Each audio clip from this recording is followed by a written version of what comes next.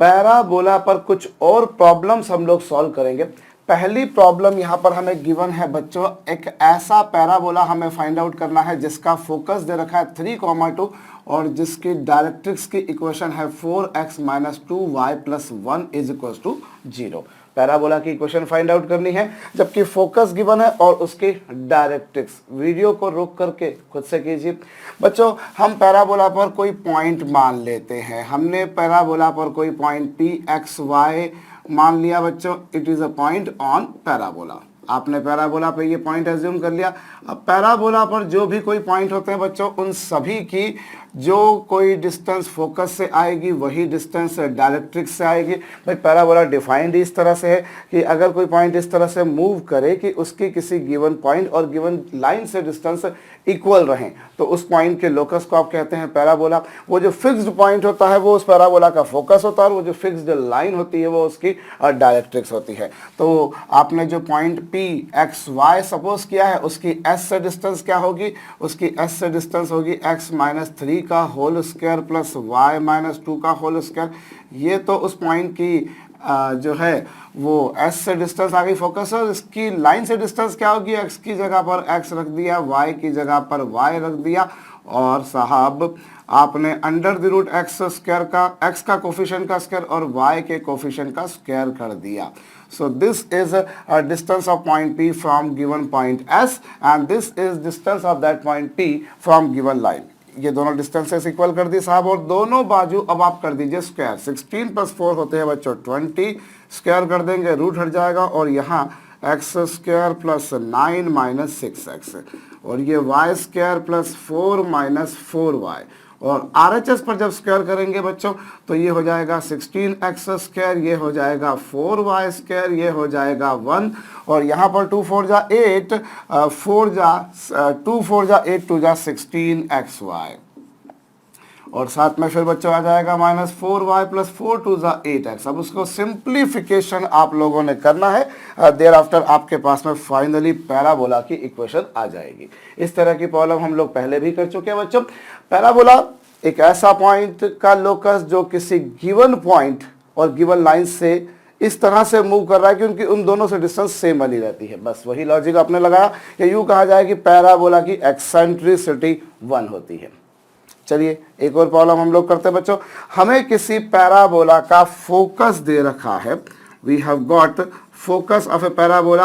आपको दे रखा है साहब 3,2 और आपको उसका वर्टेक्स दे रखा है। पैराबोला का फोकस दे रखा है और वर्टेक्स दे रखा है आपको 1,4। आपको उस पैराबोला की इक्वेशन को फाइंड आउट करना है। वीडियो को रोक करके कीजिए बच्चों। देखिए यहाँ पर आपको पैराबोला का फोकस दे रखा है और वर्टेक्स दे रखा है। तो एक रफ डायग्राम आप बनाइए।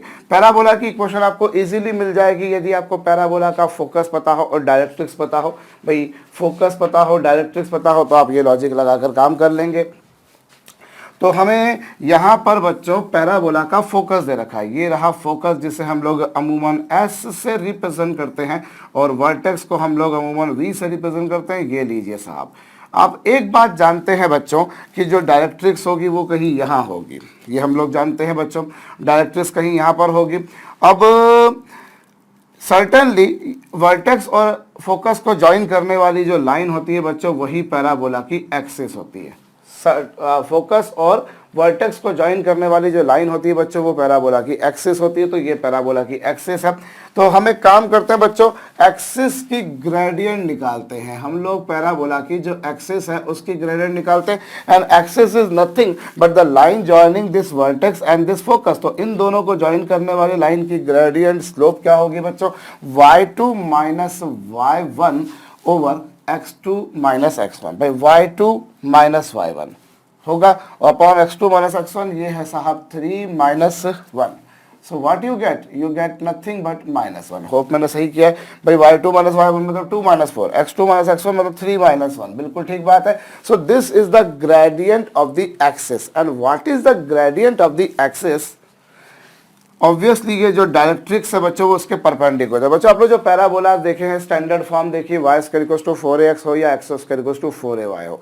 कुल मिलाकर समराइज्ड वे में एक बात सर्टेन है बच्चों की जो एक्सिस है वो हमेशा डायरेक्ट्रिक्स के परपेंडिकुलर होती है। So I want to find out the slope of directrix, मुझे डायरेक्ट्रिक्स का स्लोप निकालना है। तो आप जानते हैं बच्चों, चूंकि एक्सिस और डायरेक्ट्रिक्स दोनों एक दूसरे के परपेंडिकुलर हैं, इसलिए दोनों की स्लोप्स का प्रोडक्ट -1 होगा।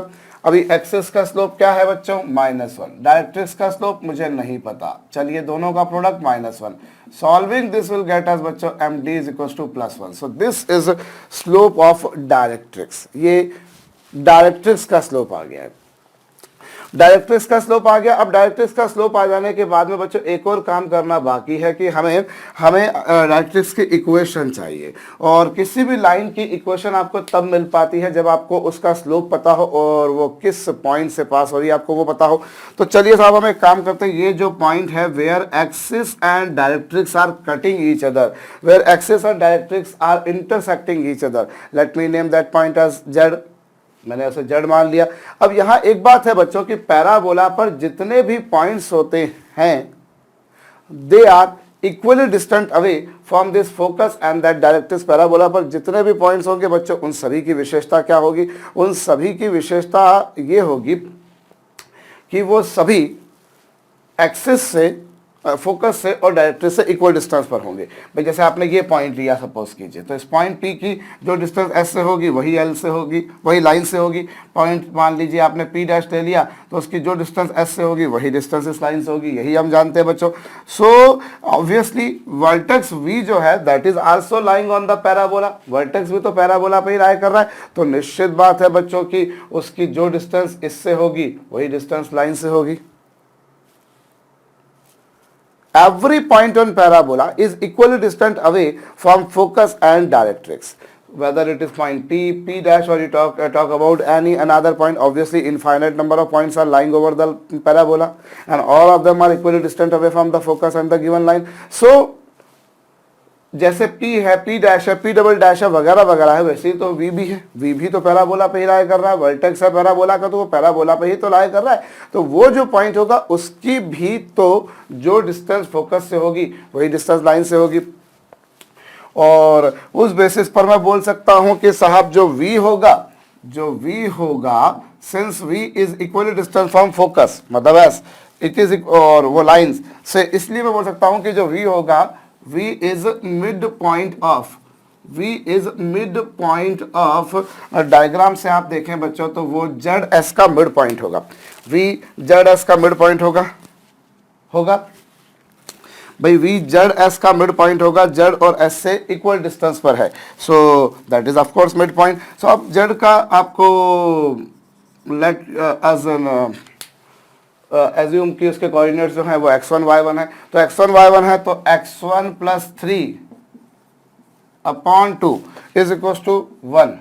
भाई x1 + x2/3 is equal to x1 + x2/2 is equal to ये, तो solving this will give us बच्चों x1 की वैल्यू 5 आ जाएगी, और इसी तरह से बच्चों y1 + 2/2 इज इक्वल टू 4 आ जाएगा। बिल्कुल ठीक जा रहा हूं मैं, यस। सो y1 की वैल्यू बच्चों यहाँ पर 0 आ गई। भाई इन दोनों का मिड पॉइंट जो होगा वो 1 होगा, तो x1 + 3/2 इज इक्वल टू 1 और y1 + 2/2 इज इक्वल टू 4। सही हूं मैं? हाँ, तो 0 कहाँ आएगा, 4 2 8 में से 2 जाएंगे तो 6 आएगा ना, यस अभी ठीक है। सो ये आपके पास में 5 6 आ गया, मतलब जो पैराबोला की डायरेक्ट्रिक्स है वो पास हो रही है बच्चों कहाँ से, 5 6 से पास हो रही है, और पैराबोला की जो डायरेक्ट्रिक्स है उसकी ग्रेडियंट आपके पास में आ चुकी है। सो इक्वेशन ऑफ डायरेक्ट्रिक्स क्या होगी, इक्वेशन ऑफ डायरेक्ट्रिक्स की इक्वेशन आपको क्या मिलेगी बच्चों, डायरेक्ट्रिक्स की इक्वेशन मिलेगी आपको, अगर डायरेक्ट्रिक्स के बारे में ये पता है कि वो 5 6 से पास हो रही है, सो उसकी इक्वेशन होगी y - y1 is equal to m × x - x1, y minus y1, and since it is passing through point 5, 6, so y minus y1 is equals to m into x minus x1, so that ये आपके पास में आ जाएगा y is equals to x plus 1। क्या ये सही है? बिल्कुल सही है। ये आपके पास में साहब डायरेक्ट्रिक्स की इक्वेशन आ रही है, होप मैंने बिल्कुल सही किया, -5 + 6 -6 + 5 यही होगा। और अगर मैं ऐसे कोई गलती कर दूं तो भैया उसके लिए क्षमा चाहूँगा, अप्रोच सही बता दूंगा, कॉन्सेप्ट सही बता दूंगा, ये पक्का है। सो ये आपके पास में बच्चों डायरेक्ट्रिक्स की इक्वेशन आ गई। डायरेक्ट्रिक्स की इक्वेशन आपके पास में आ चुकी है, पैराबोला का फोकस आपको पता है, इक्वेशन क्या होगी बच्चों पैराबोला पर, फिर वही घिसी पिटी सी बात, आप कोई पॉइंट एक्स वाई मान लेते हो, उसकी विशेषता ये होगी कि उसकी जो डिस्टेंस फोकस से होगी वही लाइन से होगी, और फोकस से डिस्टेंस क्या होगी साहब x-3 का होल स्क्वायर प्लस y-2 का होल स्क्वायर, और उस पॉइंट P की अगर मैं लाइन से डिस्टेंस निकालूं तो y की जगह पर y रखूंगा, x की जगह पर x रखूंगा, अपॉन में under the root of 1 square plus 1 square. So अब आप स्क्वायर कर दीजिए दोनों बाजू, स्क्वायर कर देंगे बच्चों रूट हट जाएगा, आपका काम हो जाएगा, जैसा आपको चाहिए था बिल्कुल वैसा ही हो जाएगा। सो ये आपके पास में दूसरा प्रॉब्लम थी बच्चों। अल्टीमेटली पैराबोला की इक्वेशन हमें मालूम पड़ जाती है यदि हमें फोकस की कोऑर्डिनेट्स पता हो और डायरेक्ट्रिक्स के कोऑर्डिनेट्स पता हो, क्योंकि पैराबोला की ये डेफिनेशन होती है कि उसकी फोकस और डायरेक्ट्रिक्स से डिस्टेंस हमेशा इक्वल मेंटेन्ड रहती है। इसे नोट डाउन कर लीजिएगा बच्चों। आपने फोकस दे रखा था, वर्टेक्स दे रखा था, उससे एक्सिस की ग्रेडियंट निकाली, एक्सिस चूंकि डायरेक्ट्रिक्स के परपेंडिकुलर होती है तो उससे आपने फिर डायरेक्ट्रिक्स की ग्रेडियंट निकाली, और ये जो पॉइंट होता है वो इन दोनों का मिड पॉइंट होता है, उससे आपने ये निकाला, आपके पास में ये पॉइंट है जिससे डायरेक्ट्रिक्स पास हो रही है, उसकी ग्रेडियंट है, तो डायरेक्ट्रिक्स की इक्वेशन आ गई। आगे काम करना कोई बड़ा काम नहीं है बच्चों, ये नोट डाउन कर दीजिएगा। मैं फिर से एक बार कह रहा हूं, अगला प्रश्न मैं आपको दे रहा हूं बच्चों, आपको किसी पैराबोला का फोकस दे रखा है साहब, चलिए वही 3,2 ही ले लेते हैं, और आपको दे रखिए equation of tangent, equation of tangent at vertex. वो क्या दे रखिए, फोकस आपको दे रखा है बच्चों 3,2, एक बात, और आपको टेंजेंट की इक्वेशन दे रखी है साहब 4x - 3y + 2 = 0। This is equation of tangent at vertex. Parabola की इक्वेशन फाइंड आउट करनी, वीडियो को रोक करके कीजिएगा। देखिए हम यहाँ जो है क्या जानते हैं बच्चों, आपको पैराबोला का फोकस दे रखा है, तो एक रफ डायग्राम बना देते हैं। ये लीजिए साहब, हमने एक रफ डायग्राम बनाया, ये रहा पैराबोला, ये रहा पैराबोला बच्चों। ये पैराबोला को जो दो इक्वल पार्ट्स में डिवाइड करती है वो पैराबोला की एक्सिस होती है, जिसका फोकस आपको दे रखा है 3,2, और पैराबोला पर जो आप टेंजेंट ड्रॉ कर रहे हो, कहाँ पर ड्रॉ कर रहे हो, what tangent you people are drawing at vertex. Vertex पर जो टेंजेंट की इक्वेशन है साहब वो 4x - 3y + 2 = 0 है। तो ये 4x - 3y + 2 = 0 बच्चों क्या है इसकी, ये उसकी साहब टेंजेंट एट वर्टेक्स है, शीर्ष पर स्पर्शज्या की समीकरण है। आपको फाइंड आउट क्या करना है, आपको पैराबोला की इक्वेशन को फाइंड आउट करना है। तो फिर वही बात है बच्चों कि हम किसी भी तरीके से अगर डायरेक्ट्रिक्स की इक्वेशन निकाल ले तो हमारा काम हो जाएगा। तो एक बात आपको पता है बच्चों, जो टेंजेंट एट वर्टेक्स है और जो टेंजेंट एट वर्टेक्स है और जो डायरेक्ट्रिक्स है वो दोनों ही पैराबोला की एक्सिस के परपेंडिकुलर होते हैं बच्चों। डायरेक्ट्रिक्स एक्सिस के परपेंडिकुलर होती है और जो टेंजेंट एट वर्टेक्स है वो भी इसके परपेंडिकुलर होती है। सो उस बेसिस पर ये दोनों आपस में क्या हो गए बच्चों, पैरल। देखो ना आप आप जो बेसिक वाला पैराबोला है y² = 4ax, आप उसे देखें तो उसकी एक्सिस क्या होती है, x एक्सिस, जबकि टेंजेंट एट वर्टेक्स क्या होती है, y axis. So obviously x axis और y एक्सिस दोनों परपेंडिकुलर है। मतलब यूं कह सकता हूं समराइज वे में कि साहब tangent at vertex and axis are mutually perpendicular, तो वो लॉजिक लगा। And directrix is a line जो कि y एक्सिस के पैरेलल थी, मतलब कुल मिलाकर वो भी y एक्सिस के पैरेलल थी, मतलब x एक्सिस के परपेंडिकुलर होगी। सो ऑन द हमारे पास पर दोनों ये आ चुका कि दोनों एक दूसरे के पैरेलल हो गई।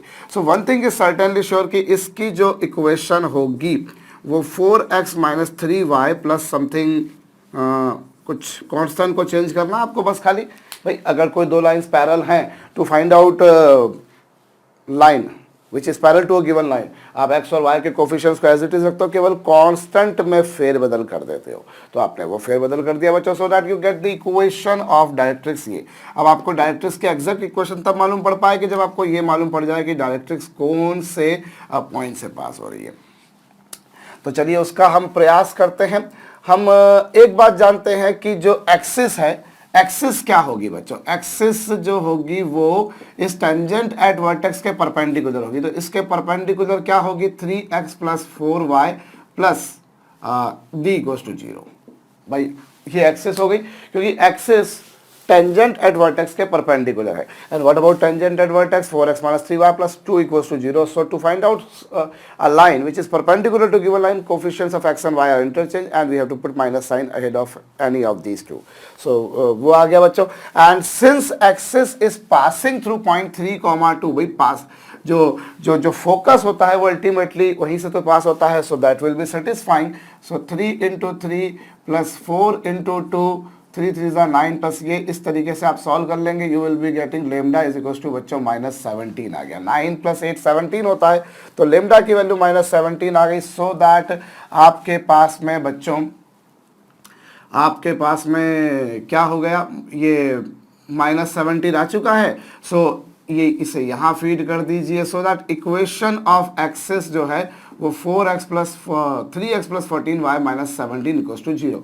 So now you people have got the axis, now you have got the tangent at vertex. अब आप इन दोनों का इंटरसेक्शन पॉइंट निकाल देंगे तो वो ऑब्वियसली v आ जाएगा बच्चों.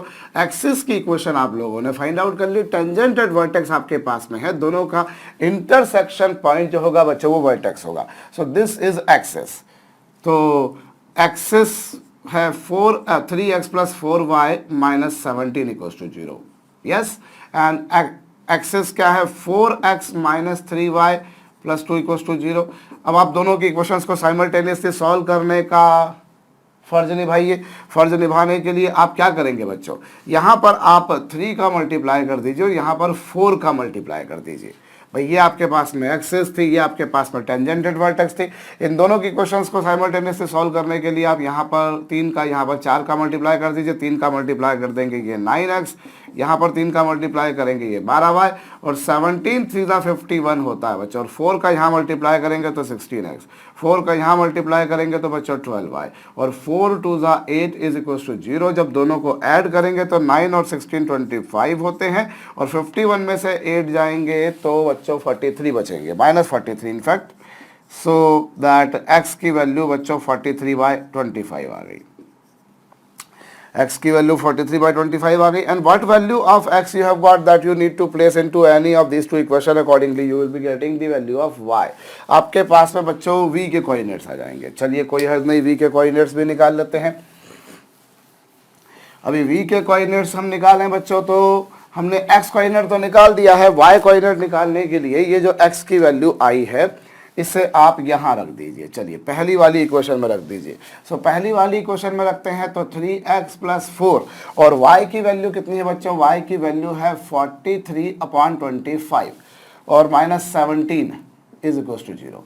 यहाँ से बच्चों आपके पास में x आ जाएगा. ओ क्या मैंने सही किया है, मैंने तो x निकाला है ना, तो x की जगह पर रखूंगा, y की जगह पर थोड़ी ही ना रखूंगा. तो ये 3 × 43/25 plus 4y -17 is equal to 0. अभी आप यहाँ से 43 थी था 129, यस 129, और 25 17 जा हो जाएगा बच्चों 425, यस 425/25 और प्लस 4y. क्या मैं सही जा रहा हूँ? बिल्कुल सही जा रहा हूँ भाई. 43 थी था 129, यस 17 25 जा 425/25 प्लस 4y, और यहाँ से 4y की वैल्यू यदि आप देखें बच्चों तो वो 300 होती है, पर 300 में से भी 4 कम करेंगे आप 296. तो ये 296/25, और फिर ये 4 से कितना टाइम्स आएगा, 4 से ये 17 टाइम्स, और ये 4 टाइम्स, तो y की वैल्यू 74/25 आएगी. भैया मेरे ख्याल से तो मैंने सही किया है, और मैं बार बार बोल रहा हूँ अगर मैं गलत कर दूँ तो वो गलती आप संभाल लीजिएगा. अप्रोच क्या होना चाहिए, फंडामेंटल क्या इंप्लीमेंट होना चाहिए, वो मैं आपको बिल्कुल सही बताऊंगा, उसमें कहीं कोई गलती नहीं करूंगा. सो ये आपके पास में v के कोऑर्डिनेट्स आ गए. अभी v के कोऑर्डिनेट्स आ गए. v के कोऑर्डिनेट्स आए साहब 43/25 और 74/25. So these are the coordinates of v. अब आप z के कोऑर्डिनेट्स को x1 y1 सपोज कर लीजिए। भाई z के कोऑर्डिनेट्स को आपने x1 y1 सपोज कर लिया। वही अप्रोच है, मैं शायद अगर नहीं भी करूं तो मेरे ख्याल से आपको समझ में आएगा कि आपने ये दोनों का मिड पॉइंट ये होगा, उससे आपने z के कोऑर्डिनेट्स निकाल दिए। आपको z के कोऑर्डिनेट्स मिल गए, आप यहां रख देंगे, आपको डायरेक्ट्रिक्स की इक्वेशन मिल जाएगी। भाई आपने जो है x1 y1 निकाल दिया, x1 y1 जो है x1 y1 z और s का मिड पॉइंट भी है, तो उससे आपने x1 y1 निकाल दिया और x1 y1 को आप यहाँ रख देंगे तो आपके पास में डायरेक्ट्रिक्स की इक्वेशन आ जाएगी। और डायरेक्ट्रिक्स की इक्वेशन आ गई तो आपके पास में डायरेक्ट्रिक्स है, फोकस है, पैराबोला की इक्वेशन आ जाएगी। भाई ये जो बाकी का हिस्सा है ये हम लोग पिछली प्रॉब्लम में कर चुके हैं ना, इन दोनों का मिड पॉइंट v होना है। मैं कर ही देता हूँ, चलिए। आपके पास में x1 plus 3/2 is equal to क्या होगा 43/25, यही कुछ पिक्चर बनेगी साहब। अब 2 का यहाँ मल्टीप्लाई कर देंगे तो x1 इज इक्वल टू 43 2 ज़ा 86, 86/25 में से 3 को माइनस कर देंगे 75, यानी 11/25 आ जाएगा बच्चों, ये x1 आ गया। और इसी तरह से y1 के बारे में बात करेंगे तो y1 plus 2 upon y1 plus 7 एक second yes, y1 plus 2 upon 2 is equal to कितना होगा, इज इक्वल टू होगा साहब 74/25। होप सही जा रहा हूँ मैं भाई, y1 प्लस 2 अपॉन 2 यही होगा। और इससे y1 की वैल्यू क्या आ जाएगी, y1 की वैल्यू 74 2 ज़ा 144/25 माइनस 2, यही कुछ आएगा। और 25 टू द 50 इसमें से चला जाएगा तो ये 94/25 आ जाएगा। So these are the coordinates of this point. आपके पास में x1 y1 के कोऑर्डिनेट्स आ गए। होप ये सही किया है। मैं फिर बोल रहा हूँ बच्चों, अगर कोई गलती कर दूँ कैलकुलेशन में तो वो आप संभाल लीजिएगा बच्चों। अप्रोच और फंडामेंटल में आपको बिल्कुल सही बताऊँगा। और ये जो आपके पास में आया x1 y1 आप उसे यहाँ रख देंगे तो x1 क्या है, x1 है 4 इंटू x1 की वैल्यू है 11/25, यही है बच्चों। चूंकि वो जो डायरेक्ट्रिक्स है वो पॉइंट x1 y1 से पास होनी है ना, -3y, और y की वैल्यू कितनी है, y की वैल्यू है 94/25, ये आ गया आपके पास। प्लस साथ में क्या बच्चों, d इज इक्वल टू 0। अब आप इसे सॉल्व कर लेंगे, आपके पास में d आ जाएगा। d आपके पास में आ गया, मतलब आपके पास में साहब डायरेक्ट्रिक्स की इक्वेशन आ गई।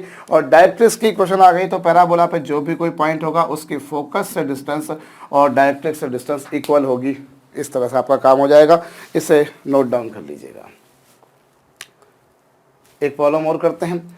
हमें यहाँ पर बच्चों पैराबोला का आपको दे रखा है लेटस रेक्टम के ends.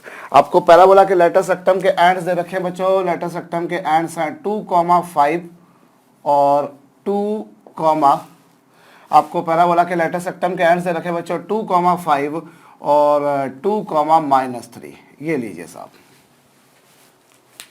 Ends of the lattice rectum of a parabola are this and this respectively. Determine the equation of a parabola. Video को रोक करके खुद से कीजिए बच्चों।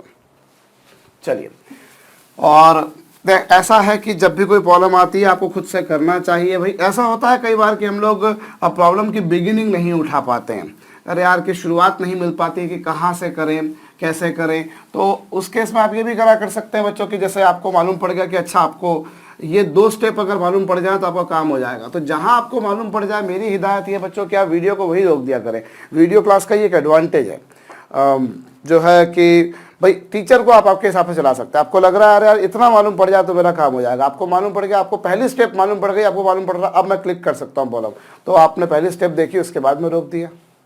आपको कोई रोकने वाला नहीं है यहाँ पर कि अरे यार बाकी सबका टाइम वेस्ट हो रहा है तेरे चक्कर में, यार नहीं। ठीक है, आपको जहाँ तक समझ में नहीं आता वहाँ तक नोट डाउन कीजिए, उसके बाद में खुद से कर लीजिए। तो ये एक एडवांटेज है, इसका पूरा उपयोग कीजिए बच्चों, बहुत फ़ायदा पड़ेगा। इनफैक्ट जो रेगुलर क्लास होती है मेरे ख्याल से उससे ज़्यादा फ़ायदा इससे पड़ेगा। बिकॉज जो सेल्फ सिंसियर है, मेरा सीरियसली ये मानना है कि जो सेल्फ सिंसियर है वो लोग तो धांसू मजा ला देंगे इस चीज़ में यार। एनीवेज, सो आपके पास में यहाँ पर लेटस रेक्टम के एंड्स दे रखे हैं और आपको पैराबोला की इक्वेशन पूछी है। तो आप देखिए बच्चों यहाँ पर जो लेटस सेक्टम के एंड्स हैं उनकी विशेषता ये कि वो दोनों ही आपको जो दे रखे हैं वो एक्स एक्सिस के वो उनके एक्स कोऑर्डिनेट सेम है। सो पैराबोला जो बन रहा है वो निश्चित रूप से ऐसा पैराबोला बन रहा है जिसकी एक्सिस एक्स एक्सिस के पैरेलल है। आपको जो पैराबोला यहाँ पर दिख रहा है वो चूंकि उनके दोनों के एक्स कोऑर्डिनेट सेम है, सो अवश्यम भावी रूप से वो पैराबोला ऐसा ही है जिसके ये लीजिए पैराबोला के लेटस सेक्टम के एंड्स एल और एल डैश। अब एक आपको दे रखा है 2,5 और दूसरा आपको दे रखा है 2,-3। इट इम्प्लाइज कि जो है ये पैराबोला के चूंकि लेटस सेक्टम के जो दोनों एंड्स हैं, लेटस सेक्टम के जो दोनों एंड्स हैं वो पैराबोला की वो वाई एक्सिस के पैरेलल आ रही है लाइन। क्यों आ रही है? क्योंकि दोनों के एक्स कोऑर्डिनेट सेम है। चलिए सो अब एक बात तो आपको पता है बच्चों, इससे जो इसका फोकस होगा, इसका जो फोकस होगा बच्चों वो क्या होगा? फोकस होगा इन दोनों का मिड पॉइंट। फोकस इन दोनों का मिड पॉइंट होगा, तो इन दोनों का मिड पॉइंट निकालिए। इन दोनों का मिड पॉइंट क्या होगा? 2 + 2/2 और 5 - 3/2। अब ये कितना आ गया? 2 और ये आ गया 1। तो ये फोकस के कोऑर्डिनेट्स आ गए। भाई पैराबोला की इक्वेशन मुझे मालूम पड़ जाएगी यदि मुझे फोकस मालूम पड़ जाए और उसकी डायरेक्ट्रिक्स मालूम पड़ जाए। तो मेरे पास में फोकस तो ये आ चुका है और डायरेक्ट्रिक्स जो होगी वो एक बात कंफर्म है कि वो इस लाइन के पैरेलल होगी, इस लाइन के पैरेलल होगी। अब एक काम क्यों ना करें बच्चों, यहाँ पर ऐसा कर लेते हैं, क्योंकि ये आपको मालूम है कि ये जो पैराबोला आपको गिवन है, ये जो आपको पैराबोला गिवन है बच्चों, ये ऐसा पैराबोला है जिसकी एक्सिस एक्स एक्सिस के पैरेलल है। क्यों? क्योंकि जो डायरेक्ट्रिक्स आपको दे रखी है, सॉरी यस लेटस सेक्टम जो दे रखा है आपको, लेटस सेक्टम वाई एक्सिस के पैरेलल है, क्योंकि दोनों के एक्स कोऑर्डिनेट सेम है। जैसा मैंने आपसे कहा कि चूंकि दोनों के एक्स कोऑर्डिनेट सेम है, चूंकि दोनों के एक्स कोऑर्डिनेट्स क्या है बच्चों? सेम है। एक्स कोऑर्डिनेट दोनों के सेम है, इसीलिए जो लेटस सेक्टम है वो वाई एक्सिस के पैरेलल है, वो वाई एक्सिस के पैरेलल है। अब अगर वो वाई एक्सिस के पैरेलल है तो एक्सिस एक्स एक्सिस के पैरेलल हो गई। तो एक्सिस चूंकि एक्स एक्सिस के पैरेलल हो गई, इसलिए पैराबोला की जो इक्वेशन होगी वो क्या होगी? y - k का whole square is equal to 4 times of a into x - h होगी। भाई अगर कोई पैराबोला की एक्सिस एक्स एक्सिस के पैरेलल तो उसकी इक्वेशन कुछ ऐसी ही होती है। और 4a क्या होती है बच्चों? उसके लेटस सेक्टम की लेंथ होती है। तो यहाँ पर अगर लेटस सेक्टम की लेंथ निकालें तो वो आप डिस्टेंस फार्मूला लगाइए, √x2 - x1 का स्क्वायर प्लस y2 - y1 का स्क्वायर, वो आ रहा है 8। आप करके देख लीजिए, सीधा सीधी बात है, ये 5 है और ये 3 है, तो कुल मिलाकर 8 हो जाएगा। वैसे भी तो लेटस सेक्टम की लेंथ 4 है, लेटस सेक्टम की लेंथ आ गई 8। सो पैराबोला की इक्वेशन क्या होगी? y - k का whole square is equal to latus rectum की लेंथ 4a होती है, जो कि लेटस सेक्टम की लेंथ किसके बराबर होती है? 4a के बराबर होती है, तो वो आएगा 8 और इंटू x - h। सो पैराबोला की इक्वेशन ये होगी। भाई यहाँ पर जो h और k हैं वो क्या हैं? वर्टेक्स के कोऑर्डिनेट्स। भाई हमने वर्टेक्स के कोऑर्डिनेट्स को अल्फा बीटा लिख लेना, एच के लिख लेना जो भी, तो मैंने एच के मान लिया, तो ये आपके पास में आ गई इक्वेशन। अच्छा यहाँ पर एक और बात भी है कि जो लेटस सेक्टम की लेंथ है, भाई लेटस सेक्टम की लेंथ कैसे आई मैं बता दूं। यहाँ पर डिस्टेंस फार्मूला लगाया मैंने, √x2 - x1 का स्क्वायर। ये लीजिए भैया, जिसको समझ में नहीं आया उनके लिए बता दूं मैं, √x2 - x1 का स्क्वायर प्लस y2 - y1 का square, solving this will get us बच्चों 8, यही आएगा। So this is latus rectum's length. Very good, वो 4a आ गई। अब एक बात और भी तो है बच्चों यहाँ पर कि जो लेटस सेक्टम की लेंथ है वो 8 आई है, लेकिन लेटस सेक्टम की लेंथ को आप 8 या फिर -8 दोनों लिख सकते हो आप, क्योंकि लेटस सेक्टम की लेंथ एक्चुअली मॉडुलस 4a होती है। आप मॉडुलस हटाओगे तो आप क्या लगाओगे बच्चों? Plus minus. आप प्लस माइनस लगाओगे। आप प्लस माइनस क्यों लगाओगे? क्योंकि लेटस सेक्टम की लेंथ 4a नहीं होती, लेटस सेक्टम की लेंथ मॉडुलस ऑफ 4a होती है। तो 4a की जगह पर आप +-8 कुछ भी लिख सकते हो। अभी +8 लेके चलता हूं भाई, 2 है हमारे पास, तो मैं +8 वाला लेकर चलता हूं अभी 1 मिनट के लिए। अभी आपको समझ में आ जाएगा मैं क्या कर रहा हूं। ये देखिए, अब आपके पास भाई ये जो है y माइनस के का whole square equal to 8 into x minus H आ गया बच्चों। अब पैराबोला जो है बच्चों h और k क्या है यहाँ पर, h और k जो है बच्चों वर्टेक्स के कोऑर्डिनेट्स हैं। ये लीजिए वर्टेक्स जिसे मैं v से रिप्रेजेंट करता हुआ आ रहा हूँ वो उसके कोऑर्डिनेट्स हैं। अब चूंकि पैराबोला 2,5 से पास हो रहा है, since parabola is passing through point 2,5, इसलिए वो 2,5 को सेटिस्फाई करेगा। तो ये लीजिए बच्चों 2,5 से चूंकि वो पास हो रहा है इसलिए वो इसे सेटिस्फाई करेगा। भाई पैराबोला पे जितने भी पॉइंट्स होंगे वो उसकी इक्वेशन को सेटिस्फाई करेंगे, नेचुरल सी बात है। सो ये is equal to 8 into 2 minus h, ये एक इक्वेशन बन गई h और k में बन गई।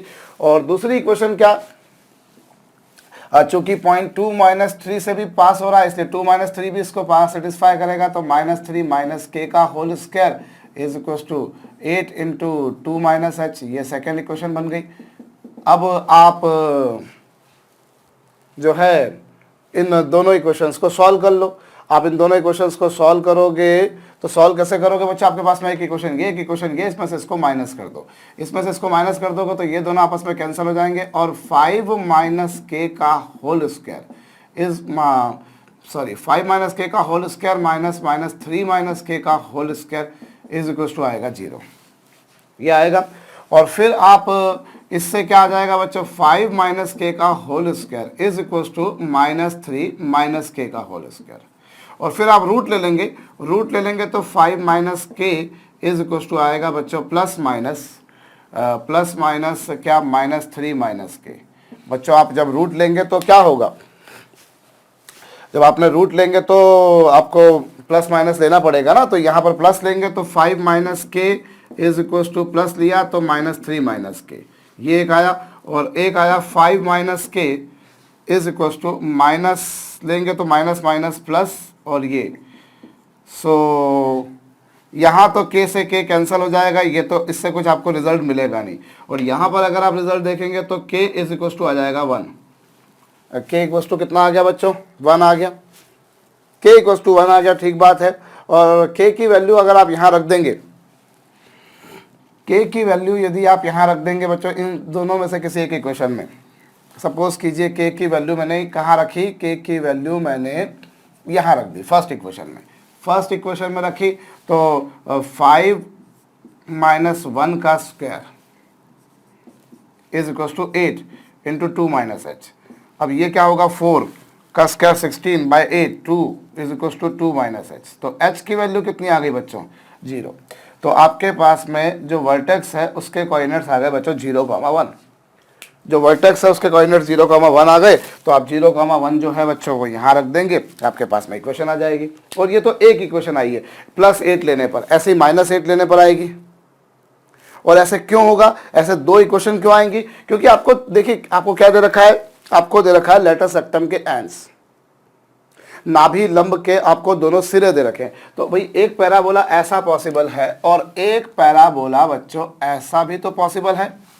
आपके पास में ऐसे दो पैराबोला पॉसिबल है भाई, एक पैराबोला आपके पास में ऐसा पॉसिबल है और एक पैराबोला आपके पास में इस तरह का पॉसिबल है। तो एक आपके पास में ऐसा पैराबोला आएगा, एक पैराबोला आपके पास में ऐसा आएगा। -8 लेके कर लीजिएगा, -8 लेकर करके देखिए आपके पास में जो है वो 0,1 आ रहा है। इस केस में वर्टेक्स क्या आया था बच्चों, 0,1। तो यहाँ पर मैं आपको बताऊँ श्योरली बच्चों वो 4,1 आएगा। आप चेक कर लीजिएगा, 4,1 ही आना चाहिए मेरे ख्याल से। और फिर आपके पास में एक इक्वेशन ये आएगी भाई, यहाँ से इक्वेशन क्या आई, यहाँ से इक्वेशन आई y माइनस के, जबकि k की वैल्यू है 1 is equal to 8 into x minus h, h की वैल्यू है 0। So this is one equation. और दूसरी इक्वेशन क्या होगी, y माइनस 1 का whole square is equal to -8 times of x minus 0। ये ना, लेकिन अब की बार तो एक इक्वेशन ये आएगी और एक इक्वेशन ये आएगी। होप आपको ये बात समझ में आई है बच्चों। मैंने क्या लॉजिक अपनाया मैं बताता हूँ। देखिए मैंने ये लॉजिक अपनाया, मुझे ये फोकस के कोऑर्डिनेट्स निकालने की जरूरत नहीं पड़ी। यहाँ पर मुझे जो पैराबोला के लेटस रेक्टम के एंड से रखे थे, मुझे पैराबोला के लेटस रेक्टम के एंड से दे रखे थे, उससे मैंने पैराबोला की इक्वेशन को फाइंड आउट करना है। तो चूंकि लेटर सेक्टम के जो दोनों एंड्स दे रखे उन दोनों के एक्स कोऑर्डिनेट सेम है, मतलब उन दोनों को ज्वाइन करने वाली लाइन वाई एक्सिस के पैरेलल है। भाई एक्स कोऑर्डिनेट सेम है, मतलब they are lying on a line which is parallel to y axis, जो कि वाई एक्सिस के पैरेलल है। यस, तो वाई एक्सिस के पैरेलल है, तो आप इन दोनों को ज्वाइन करने वाली लाइन का स्लोप निकालिए। इन दोनों को ज्वाइन करने वाली लाइन का स्लोप, ये स्लोप क्यों निकालते हैं आप, तो इन दोनों के बीच की डिस्टेंस निकालिए। सो दोनों के बीच की जो डिस्टेंस होती है, लेटर सेक्टम के जो दोनों एंड्स होते हैं उन दोनों के बीच की जो डिस्टेंस होती है वो लेंथ ऑफ लेटर सेक्टम के बराबर होती है। ये आई। अब आप मॉडुलस हटाओगे तो ये, अब आपको पता बच्चों चूंकि पैराबोला की एक्सिस एक्स एक्सिस के पैरेलल है, इसीलिए उसकी इक्वेशन जो होगी वो ऐसी कुछ होगी। और ये आपने कर दिया। अब 4a की वैल्यू प्लस माइनस 8, तो आपको दो पैराबोला मिलेंगे। और दो पैराबोला क्यों मिलेंगे, क्योंकि आपको एक पैराबोला ऐसा मिलेगा और एक पैराबोला आपको ऐसा मिलेगा, इसीलिए मिलेगा बच्चों। और आपने +8 और -8 लेना, +8 ले लिया। अब चूंकि पैराबोला बच्चों इन लेटर सेक्टम के एंड से पास होगा, इसलिए इनको सेटिस्फाई करा दिया, आपने सॉल्व कर लिया, उससे आपके पास में k आ गया, k की वैल्यू रख दी, आपके पास में h आ गया। तो अकॉर्डिंगली आपके पास में पैराबोला की क्वेश्चन आ गई, एक +8 लेकर और एक -8 लेकर। तो ये आपके पास में इस प्रॉब्लम को सॉल्व करने का तरीका था बच्चों। एक और तरीका देख लेते हैं, चलिए पहले इसे नोट डाउन कर लीजिएगा। और दूसरा तरीका हमारे पास में क्या हो सकता है साहब, हमें यहाँ पर जो है लेटर सेक्टम के एंड्स दे रखे। अभी तो मैंने ये फायदा उठा लिया इस बात का कि चूंकि साहब पैराबोला की जो एक्सिस है वो एक्स एक्सिस के पैरेलल है, चूंकि पैराबोला की एक्सिस एक्स एक्सिस के पैरेलल है, मैंने ये फायदा उठाया। अगर उस चीज़ का फायदा नहीं भी उठाऊं तो कोई बात नहीं। चलिए आप देखिए, यहाँ पर लेटर सेक्टम के एंड्स हैं L और L डैश। L के कोऑर्डिनेट्स दे रखे 2,5 और L डैश के कोऑर्डिनेट्स दे रखे आपको 2,-3। सो now you determine one thing बच्चों, आप इस लाइन का स्लोप निकालिए, वो होगा y2 minus y1 upon x2 minus x1। You get this is infinity. आपके पास में किसका स्लोप आया, एल डैश का स्लोप आया, यानी कि लेटर सेक्टम का स्लोप आया। अब लेटर सेक्टम का जो स्लोप है, लेटर सेक्टम का जो स्लोप है बच्चों वो इसके परपेंडिकुलर है, लेटर सेक्टम इसके परपेंडिकुलर है। तो ऑब्वियस सी बात है बच्चों, एक्सिस का स्लोप क्या होगा, एक्सिस का स्लोप होगा 0। एक्सिस और लेटर सेक्टम दोनों परपेंडिकुलर, तो लेटर सेक्टम क्या है बच्चों, a focal chord which is perpendicular to axis. अब एक लाइन का स्लोप है इन्फिनिटी, अगर किसी लाइन का स्लोप इन्फिनिटी है मतलब वो एक्स एक्सिस के परपेंडिकुलर है। अगर किसी लाइन का स्लोप है इन्फिनिटी मतलब वो एक्स एक्सिस के परपेंडिकुलर है। तो अगर कोई लाइन एक्स एक्सिस के परपेंडिकुलर है तो उसके परपेंडिकुलर वाली लाइन एक्स एक्सिस के पैरेलल होगी, तो एक्स एक्सिस के पैरेलल वाली लाइन का स्लोप 0 होगा। भाई ऐसा तो दो परपेंडिकुलर लाइंस का स्लोप का प्रोडक्ट -1 होता है, दो परपेंडिकुलर लाइंस के स्लोप का प्रोडक्ट्स -1 होता है। लेकिन अब अगर एक इन्फिनिटी है तो फिर वहाँ पर वो प्रोडक्ट वाला लॉजिक नहीं यूज़ हो पाएगा। वैसे आप चाहें तो आप कर भी सकते हैं कि चलिए साहब आप m1 m2 is equal to -1 कर दें। ये लीजिए, चलिए एक इन्फिनिटी है, दूसरा आपको निकालना है, आप डिवाइड करेंगे तो m2 की वैल्यू -1 अपॉन इन्फिनिटी यानी कितना 0, यानी कितना साहब 0 आ गया। तो आपके पास दूसरी लाइन का एक्सिस का स्लोप 0 आ गया, ये एक्सिस का स्लोप आ गया। और इन दोनों का जो मिड पॉइंट होगा वो फोकस होगा, इन दोनों का जो मिड पॉइंट होगा वो फोकस होगा। तो फोकस के कोऑर्डिनेट्स निकालिए, फोकस के कोऑर्डिनेट्स इन दोनों का मिड पॉइंट मतलब x1 प्लस x2/2 और y1 प्लस y2/2, यानी क्या बच्चों 2 और 1, ये फोकस के कोऑर्डिनेट्स आ गए। सो इक्वेशन ऑफ एक्सिस क्या आ गई आपके पास में, ये जो है किसकी इक्वेशन, भाई ये आपके पास में एक्सिस की इक्वेशन इससे एक्सिस की इक्वेशन आ जाएगी। एक्सिस की इक्वेशन क्या आएगी, चलिए वो भी देख लेते हैं। Equation of axis, equation of axis, equation of axis क्या, y minus y1 is equal to x into x minus x1। भाई आपके पास में किसी लाइन की इक्वेशन कैसे निकलती है, अगर आपको ये पता हो कि लाइन कौन से पॉइंट से पास हो रही है और लाइन का स्लोप क्या है, तो उसकी इक्वेशन आ जाती है y minus y1 is equal to m into x minus x1, so that you get what, y minus y1 is equal to 0। So this is the equation of axis. Yes, अभी आपके पास में axis है और एक आपके पास में एक और चीज भी है, लेटर सेक्टम की लेंथ। जो कि डिस्टेंस फार्मूला से आपने कैलकुलेट करी थोड़ी देर पहले, वो आपके पास में 8 आ गई, वो भी आपके पास है। सो यहाँ पर आप एक बात देखिए बच्चों, जो आपका जो स्टैंडर्ड पैराबोला है, अगर आप उससे अगर इसको अगर थोड़ा सा कंपेयर करने जाएं, तो जो स्टैंडर्ड पैराबोला होता है उसका वर्टेक्स होता है 0 0 होता है, और फोकस होता है A0, मतलब इन दोनों के बीच की जो डिस्टेंस होती है वो होती है A, इन दोनों के बीच की जो डिस्टेंस होती है वो होती है A, करेक्ट करेक्ट। और लेटर सेक्टम की लेंथ होती है 4A। तो जो आप यहां पर पैराबोला की जो एक्सिस है उसकी इक्वेशन आपके पास में है, और इन दोनों के बीच की डिस्टेंस है 8। तो एक बात सर्टेन है बच्चों, एक बात सर्टेन है कि जो वर्टेक्स होगा, जो वर्टेक्स होगा वो इससे कितनी डिस्टेंस पर होगा, वो इससे A डिस्टेंस पर होगा। तो अब थोड़ा सा मैं एक बार डायग्राम को वापस से बनाता हूं। देखिए, मैं ये जो इक्वेशन है ये y माइनस 1 इक्वल टू 0 है, इससे मालूम पड़ रहा है कि ये x एक्सिस के पैरेलल y लाइन है, क्योंकि x एक्सिस के पैरेलल लाइन की इक्वेशन ऐसी ही कुछ होती है। फोकस के कोऑर्डिनेट्स हैं क्या, 2, 1। अब लेटर सेक्टम की लेंथ है 4A, तो A की वैल्यू यहां से 2 आ गई, मतलब जो वर्टेक्स होगा वो इससे कितनी डिस्टेंस पर होगा, वर्टेक्स जो होगा इससे वो 2 यूनिट्स डिस्टेंस पर होगा। वर्टेक्स इससे कितनी डिस्टेंस पर होगा, 2 यूनिट डिस्टेंस पर। भाई वर्टेक्स फोकस से कितने डिस्टेंस पर होता है, A डिस्टेंस पर। 4A की वैल्यू 8 है, तो A की वैल्यू 2 हो गई, तो वो उससे 2 यूनिट्स अवे, तो 2 यूनिट्स अवे। और रखना भी आपको कैसा है, y एक्सिस x एक्सिस के पैरेलल, x एक्सिस के पैरेलल मतलब y कोऑर्डिनेट सेम। अगर कोई लाइन x एक्सिस के पैरेलल होती है तो उनका सबका y कोऑर्डिनेट सेम होता है, तो y कोऑर्डिनेट तो इस वर्टेक्स का 1 ही होगा, लेकिन x कोऑर्डिनेट इसका क्या होगा, इससे 2 यूनिट्स इधर कर दीजिए, तो 2 से इधर खसकेंगे तो क्या हो जाएगा, 0 1। या तो ऐसा भी हो सकता है, या फिर वो पैराबोला ऐसा भी हो सकता है, इसलिए 2 यूनिट्स इधर करते हैं तो वो क्या हो जाएगा, 4, 1। तो आपके पास में वर्टेक्स है, आपके पास में वर्टेक्स अगर है, आपके पास में फोकस अगर है, तो अभी हम लोगों ने जो दूसरे नंबर का सम किया था, भाई वर्टेक्स आ गया, फोकस आ गया, तो डायरेक्ट्रिक्स पर कोई पॉइंट जेड सपोज कर लेंगे, जिसके कोऑर्डिनेट्स को x1 y1 मान लेंगे, इन दोनों का मिड पॉइंट ये होगा, जिससे जेड के कोऑर्डिनेट्स आ जाएंगे। और आपके पास में एक्सिस की इक्वेशन है, तो डायरेक्ट्रिक्स की ग्रेडियंट आ जाएगी, डायरेक्ट्रिक्स की ग्रेडियंट आ गई तो डायरेक्ट्रिक्स की इक्वेशन आ जाएगी, काम हो जाएगा। तो ये भी तो एक तरीका आजमाया जा सकता है। होप आपको बात खोपड़ी में आई है, सिंपल बात थी, कोई ज़्यादा डिफिकल्ट टास्क नहीं था।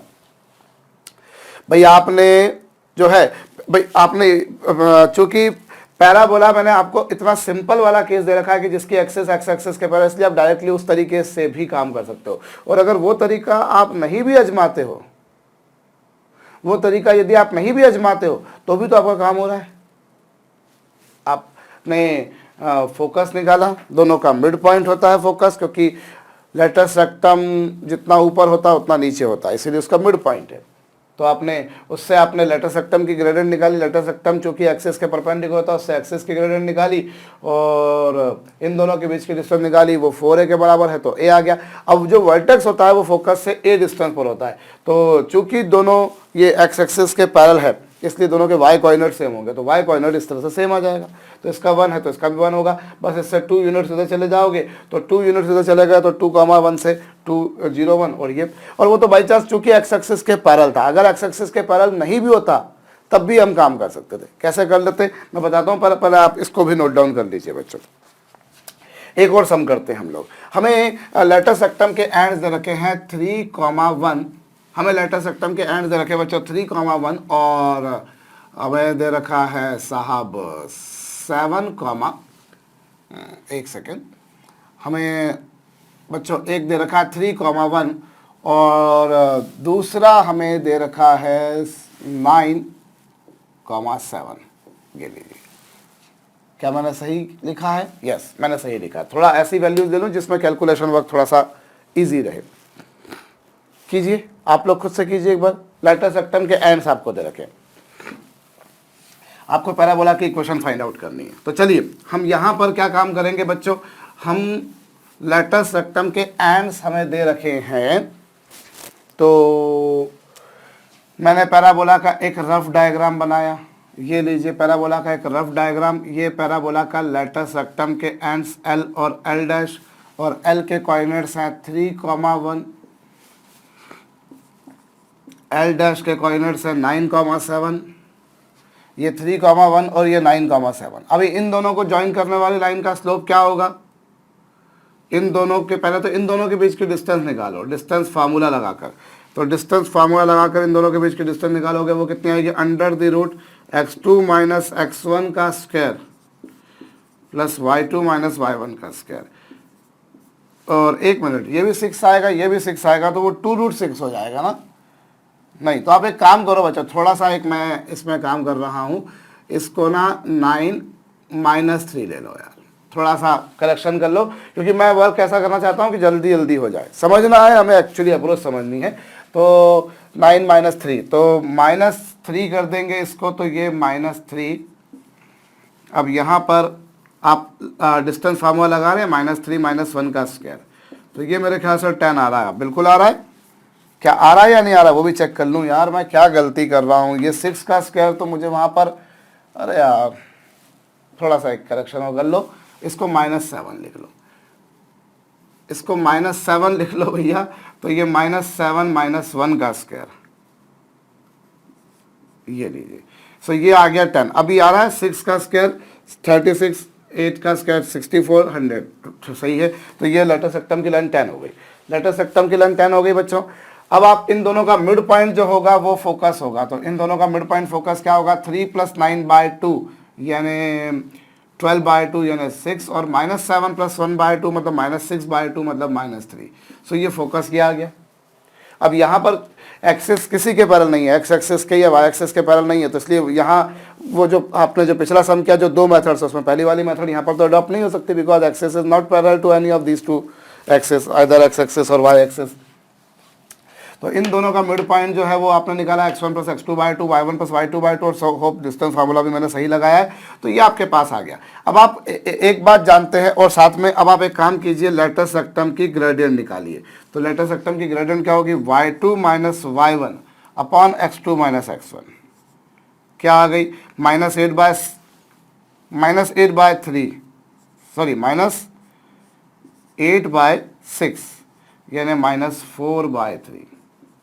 भाई आपने इसकी ग्रेडियंट निकाली y2 minus y1 upon x2 minus x1, सो -8/6 यानी -4/3। So this is what is this, axis gradient आ गई आपके पास लेटस रेक्टम की। अब लेटस रेक्टम की ग्रेडियंट आ गई, तो एक्सिस और लेटस रेक्टम दोनों म्यूचुअली परपेंडिकुलर होते हैं। सो इन दोनों की स्लोप्स का प्रोडक्ट -1 कर दीजिए, उससे आपके पास में एक्सिस की ग्रेडियंट निकालिए +3/4 आ रही है। एक्सिस की ग्रेडियंट आपके पास में क्या आ गई, +3/4 आ गई। तो एक्सिस की इक्वेशन क्या होगी, एक्सिस की इक्वेशन होगी, चूंकि एक्सिस पास हो रही है इससे, so equation of axis y minus y1 is equal to m into x minus x1। भाई एक्सिस की इक्वेशन होगी y minus y1 is equal to m, जबकि m है उसका 3/4 इंटू x माइनस 6। अभी आप इसको सॉल्व कर लीजिए, तो 4y माइनस 3x, 4 3 12 होता है, और 3 6 18 होता है, तो ये +30 आ रहा है। मेरे ख्याल से सही कर रहा हूँ भैया मैं कैलकुलेशन के टाइम पर बड़ा घबराया रहता हूँ, क्योंकि यार मैं क्या पता कहाँ की गलती ले आता हूँ। 3 को 4 पढ़ लेता हूँ, 4 को 3 पढ़ लेता हूँ, माइनस को प्लस, प्लस को माइनस पढ़ लेता हूँ, या डाटा ही चेंज हो जाता है अचानक से। कई बार ऐसा होता है, आप लोगों ने तो एक्सपीरियंस किया है भैया, जो लोग रेगुलरली ढंग से क्लास के लेक्चर्स को अटेंड करते हैं। तो वो ये आ रहा है, 4 से मल्टीप्लाई कर दिया, 4y + 12 और 3x और फिर 3 6 18। तो ये थोड़ा सा मेरे साथ में एक लैकुना है। तो ये आपके पास में बच्चों एक्सिस की इक्वेशन आ गई है। यस भैया, आपने लेटस रेक्टम की ग्रेडियंट की डिस्टेंस निकाली, लेंथ निकाली, लेटस रेक्टम की ग्रेडियंट निकाली, उससे एक्सिस की ग्रेडियंट निकाली, उससे एक्सिस की इक्वेशन आपके पास आ गई। गॉट? यस। नाउ एक्सिस की इक्वेशन आपके पास है। अब आपको क्या चाहिए बच्चों, अब आप एक काम करिए ना, सीधा सीधा एक बात आप काम करें, आप वर्टेक्स के कोऑर्डिनेट्स निकालेंगे। वर्टेक्स इससे कितनी डिस्टेंस पर होता है? वर्टेक्स इससे जो होता है वो a डिस्टेंस पर होता है। और वर्टेक्स के कोऑर्डिनेट्स निकालने में अपना टाइम क्यों वेस्ट करें? हम एक काम करते हैं ना, हम तो डायरेक्टली इसके कोऑर्डिनेट्स निकालते हैं, ये पॉइंट z के, z which is the intersection point of the axis and directrix, which is the intersection directly. अब आपको पता है बच्चों ये a डिस्टेंस है और ये भी a डिस्टेंस है, तो हम वर्टेक्स निकालने में भी अपना टाइम वेस्ट नहीं करते, क्योंकि आपको वर्टेक्स से फिर बाद में डायरेक्ट्रिक्स निकालना पड़ेगी, वर्टेक्स से बाद में आपको डायरेक्ट्रिक्स निकालना पड़ेगी, फिर आपको जेड निकालना पड़ेगा। भैया आप पहले वर्टेक्स के कोऑर्डिनेट्स निकालोगे, फिर इन दोनों के लिए डिस्टेंस फार्मूला लगा, इन दोनों का मिड पॉइंट लगाकर ये निकालोगे। वो शायद कुछ लोगों के जहन में पहले भी ये बात आ गई होगी, मेरे दिमाग में थोड़ा सा लेट आई, ये शायद पहले आई थी पर मैं बोलने से कहीं ना कहीं चूक गया उसको।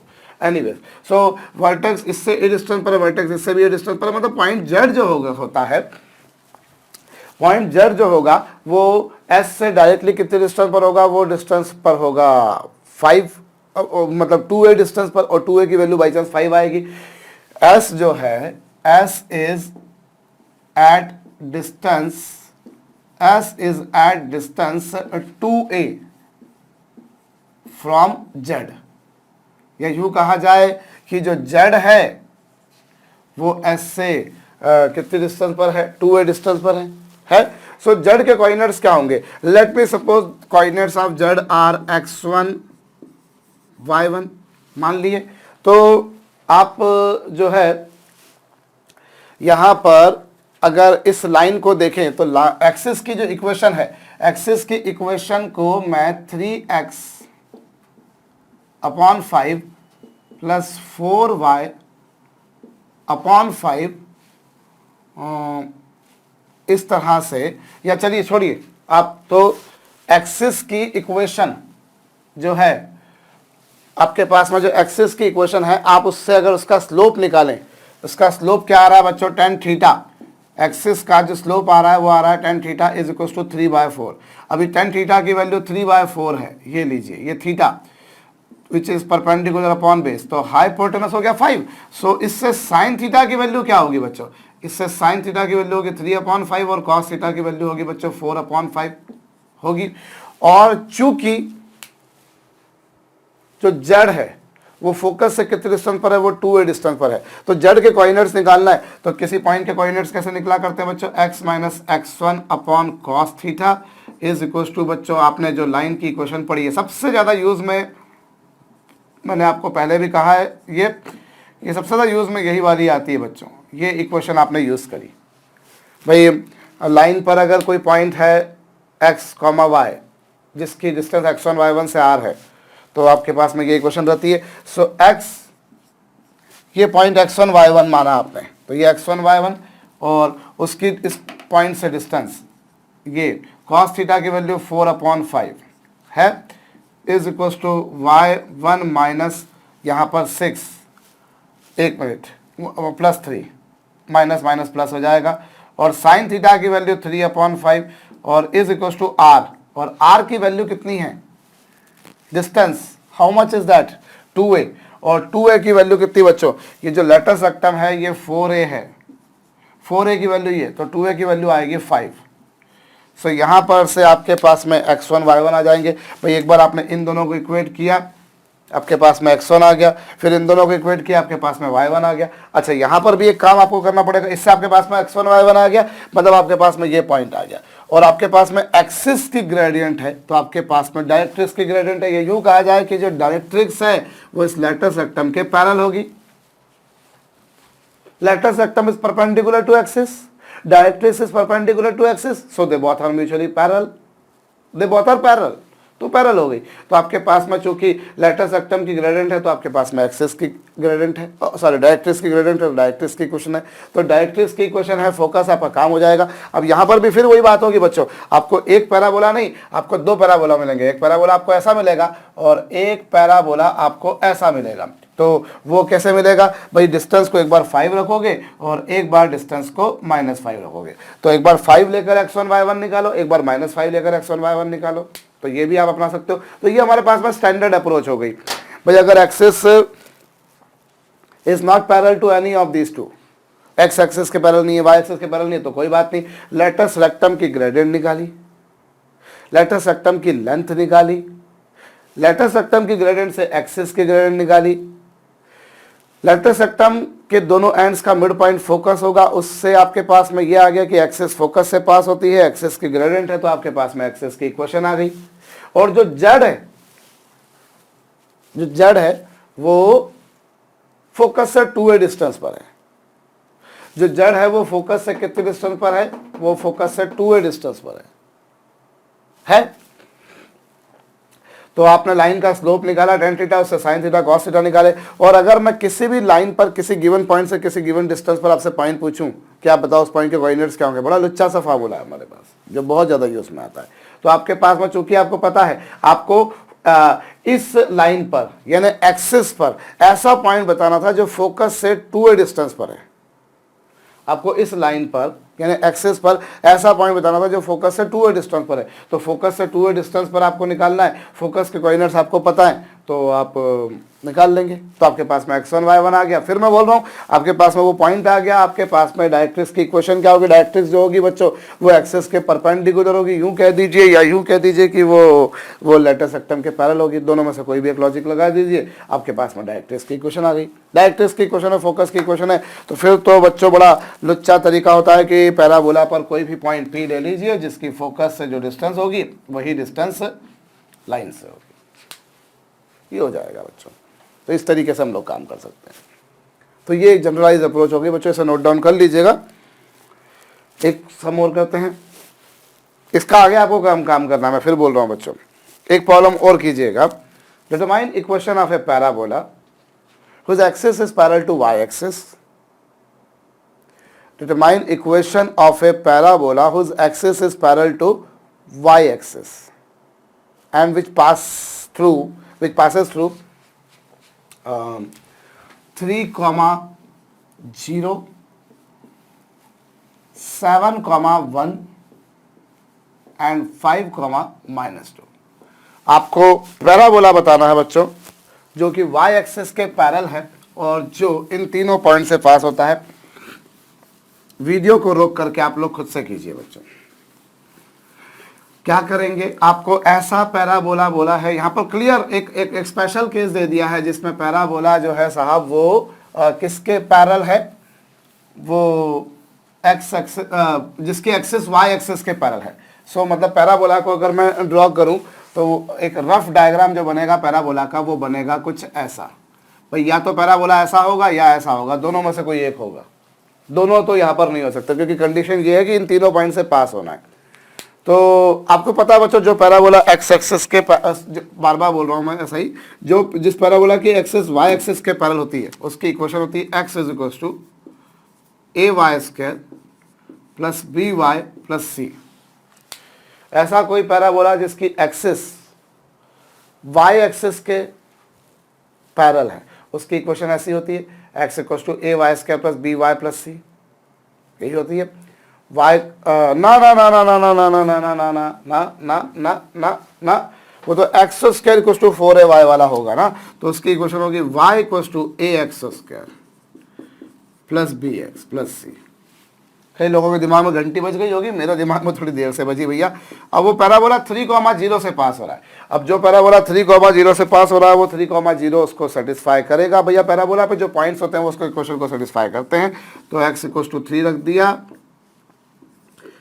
x इक्वल टू 3 रख दिया। ये लीजिए साहब, इस तरह से आपके पास में 9a plus 3b plus c is equal to 0। ये a b c में एक इक्वेशन बन गई। दूसरी इक्वेशन बच्चों वो 7,1 से पास हो रहा है, तो 7,1 इसको सेटिस्फाई करेगा, तो 7,1 रख दीजिए। यहाँ पर 7 रखेंगे तो ये a इंटू 7 का square plus b into 7 plus c, 49a plus 7b plus c -1 is equals to 0. So what is this? Equation number 2, a b c में दूसरी इक्वेशन बन गई। And since parabola is also passing through point 5, -2, चूंकि parabola 5, -2 से पास हो रहा है, so that will also satisfy the equation. So 5 का स्क्वायर डायरेक्टली लिख देता हूँ, ये लीजिए ये। Solving this will give us a 25a plus 5b plus c plus 2 equals to 0. Now you have got three variables a, b and c. आपके पास में तीन वेरिएबल्स हैं और तीन इक्वेशंस हैं. सॉल्व करना, लीनियर इक्वेशंस हैं, उनको सॉल्व करना. मैं नहीं समझता कि कोई कठिन काम होगा बच्चों. आप एक काम करें, फर्स्ट और सेकंड का डिफरेंस निकाल दें. एक बार फर्स्ट और सेकंड का डिफरेंस निकाल दें और एक बार आप सेकंड और थर्ड का डिफरेंस निकाल दें. तो फर्स्ट और सेकंड का डिफरेंस जब आप निकालेंगे तो क्या होगा, फर्स्ट और सेकंड का डिफरेंस निकालेंगे तो सी से सी कैंसिल हो जाएगा, ए और बी में एक इक्वेशन बन जाएगी. तो फर्स्ट और सेकंड का चलो डिफरेंस मैं निकाल ही देता हूं. तो 9a में से 4a जाएंगे तो बचेगा 5a, 3b में से 7b जाएंगे तो बचेगा -4b, और c से c चला गया बच्चों, +1 is equal to 0. So now you have got another equation which you can name as equation number 4th. इसमें से इसको माइनस किया, 9a में से 4a गया 5a, 3b में से 7b गया 4b, और माइनस का 4b और c से c कैंसिल हो जाने के बाद में ये इक्वेशन a और b में एक आ गई. और अब आपने सेकंड में से थर्ड को माइनस करा तो 4a में से 25a जाएंगे तो बचेगा -21a, -21 है. 7b में से 5b जाएंगे तो बचेगा बच्चों +2b, और c से c कैंसिल, -1 -2 -3 हो जाएगा. सो नाउ यू हैव गॉट, अभी इसको मैंने इक्वेशन नंबर 5 नाम दे दिया. अभी आपके पास में ए और बी में फोर्थ इक्वेशन बन गई, फिफ्थ इक्वेशन बन गई. अब आप एक काम करें, फिफ्थ इक्वेशन में 2 से मल्टीप्लाई कर दीजिए, दोनों को ऐड कर दीजिए, -4b से +4b कैंसिल हो जाएगा, आपके पास ए आ जाएगा. ए आ गया, बी आ जाएगा, ए आ गया, बी आ गया, उनको इनमें से किसी एक इक्वेशन में रख देंगे, सी आ जाएगा. ए बी सी आ गए तो बचा क्या, फिर इस इक्वेशन में रखने का ही काम करना है. ऐसे कर ले. या फिर आप ऐसा भी कर सकते थे कि भैया आप पैराबोला को ऐसा सपोज कर लेते कि x माइनस अल्फा का whole square is equal to 4a into y minus beta, where alpha beta are coordinates of vertex. Alpha beta coordinates of vertex. आप इस तरह से भी कर सकते थे. Again it will be cube, it will be an equation having three variables a, alpha and beta. भाई अगर 3,0 से पास हो रहा है तो 3,0 इसको सेटिस्फाई करेगा, तो यहाँ 3,0 रख देंगे. एक इक्वेशन ये बन जाएगी, x की जगह पर 3 और y की जगह पर 0. सो a, अल्फा और बीटा में एक इक्वेशन ये बन गई. फिर 7,1 से पास कराओगे तो 7 माइनस अल्फा का square is equals to 4a into 1 minus beta. और फिर 5 -2 से तो 5 माइनस अल्फा का square 4a into -2 minus beta. सही जा रहा हूँ मैं मेरे ख्याल से. ये तीसरी इक्वेशन. तो ये तीन इक्वेशन ऐसा भी कर सकते हो आप लोग. भाई आपने x की जगह पर 7 रखा, y की जगह पर 1 रखा, x की जगह पर 5 रखा, y की जगह पर -2 रखा. तो इस तरीके से आपके पास में तीन वेरिएबल्स हैं, अल्फा बीटा और a, और तीन इक्वेशंस हैं. तीन इक्वेशन को सॉल्व कर लेंगे, आपको अल्फा बीटा ए मिल जाएंगे, तो आपके पास इक्वेशन आ जाएगी. जो कि पर्टिकुलर स्पेशल केस दे रखा था ना आपको, आप लोग देख चुके हो बच्चों कि अगर कोई पैराबोला की एक्सिस x एक्सिस के पैरेलल है तो उसकी इक्वेशन क्या होगी, y एक्सिस के पैरेलल है तो उसकी इक्वेशन क्या होगी. तो ये छोटी सी बात है, ये भी नोट डाउन कर लीजिएगा. एक सम और कर लेते हैं. चलिए, determine equation of a parabola. As usual हम वही करते आ रहे हैं और कुछ तो कर नहीं रहे हैं भैया. Whose axis is 3x minus 4y plus 5 equals to 0. Determine equation of a parabola whose axis is this, whose directrix is this. ना ये मत कीजिए. Whose axis is this, equation of tangent at vertex. Equation of tangent at vertex is this, and length of latus rectum is 16 units. Length of latus rectum is 16 units. Video को pause करके आप लोग कीजिए बच्चों. चलिए, आपके पास में पैराबोला की एक्सिस दे रखी है, आपको पैराबोला की एक्सिस दे रखी है, आपको पैराबोला पर जो टेंजेंट ड्रॉ करी गई है, एट पैराबोला पर जो टेंजेंट ड्रॉ करी गई है, कहाँ पर, एक्स एक्स वर्टेक्स पर, वो उसकी इक्वेशन दे रखी है आपको, और लेटेस्ट सेक्टम की लेंथ दे रखी है, इक्वेशन निकालनी है। तो सबसे पहले हम इसका एक रफ डायग्राम बनाते हैं। ये रहा पैराबोला, ये रहा पैराबोला।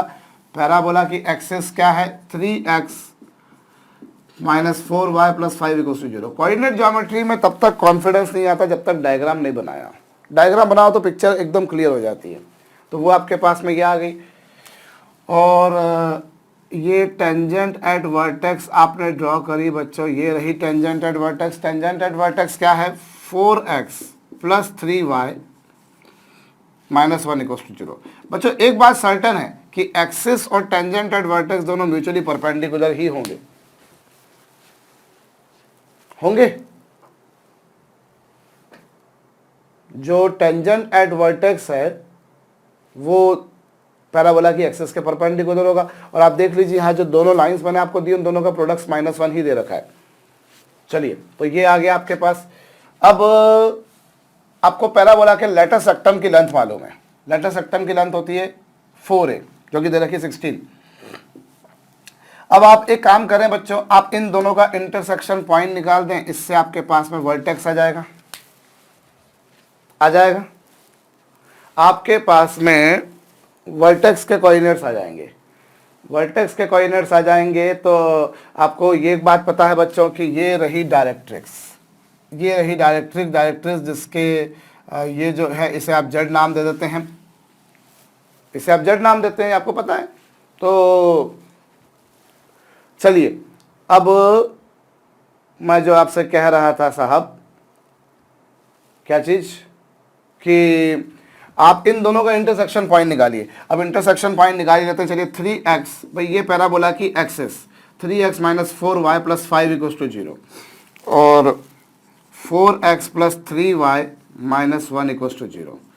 आप एक काम करें बच्चों, यहाँ पर 3 का मल्टीप्लाई, यहाँ पर 4 का मल्टीप्लाई कर दीजिए। तो 3 का मल्टीप्लाई करेंगे तो ये 9x माइनस 4 3 12y प्लस 5 3 15, और 4 का मल्टीप्लाई करेंगे तो यहाँ पर 12x, 4 का मल्टीप्लाई करेंगे तो यहाँ पर 12y, और 4 का मल्टीप्लाई करेंगे तो ये भाई 3 का मल्टीप्लाई करा 9x, 12y, 5 3 15, 4 का मल्टीप्लाई करा तो 12 ना ना ना ना मैं भैया बहुत गलतियाँ करता हूँ, 16x 12y, ये दोनों को ऐड करा, ये दोनों आपस में कैंसिल हो गए। 25x की वैल्यू आ रही है -11/25। This is the value of x. Now this value of x you feed into the equation number first. You get -33/25 minus 4y plus 5. ऐसे ही कुछ होगा। और ये 25 5 कितना होता है बच्चों, 125। 125 में से 33 जाएंगे तो 97 आएंगे, 93 आएंगे। 125 में से 33 जाएंगे तो 92 आएंगे। तो y की वैल्यू जो है वो 92/25 आएगी।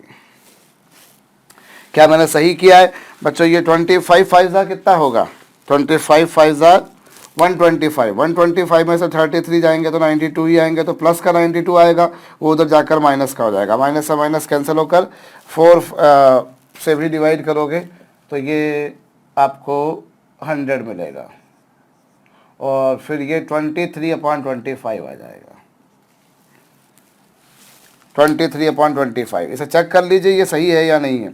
अभी 4 23 3 92, एक मिनट मैं चेक कर लेता हूँ। 92/25 और यहाँ 33 माइनस मतलब 99/25 -1।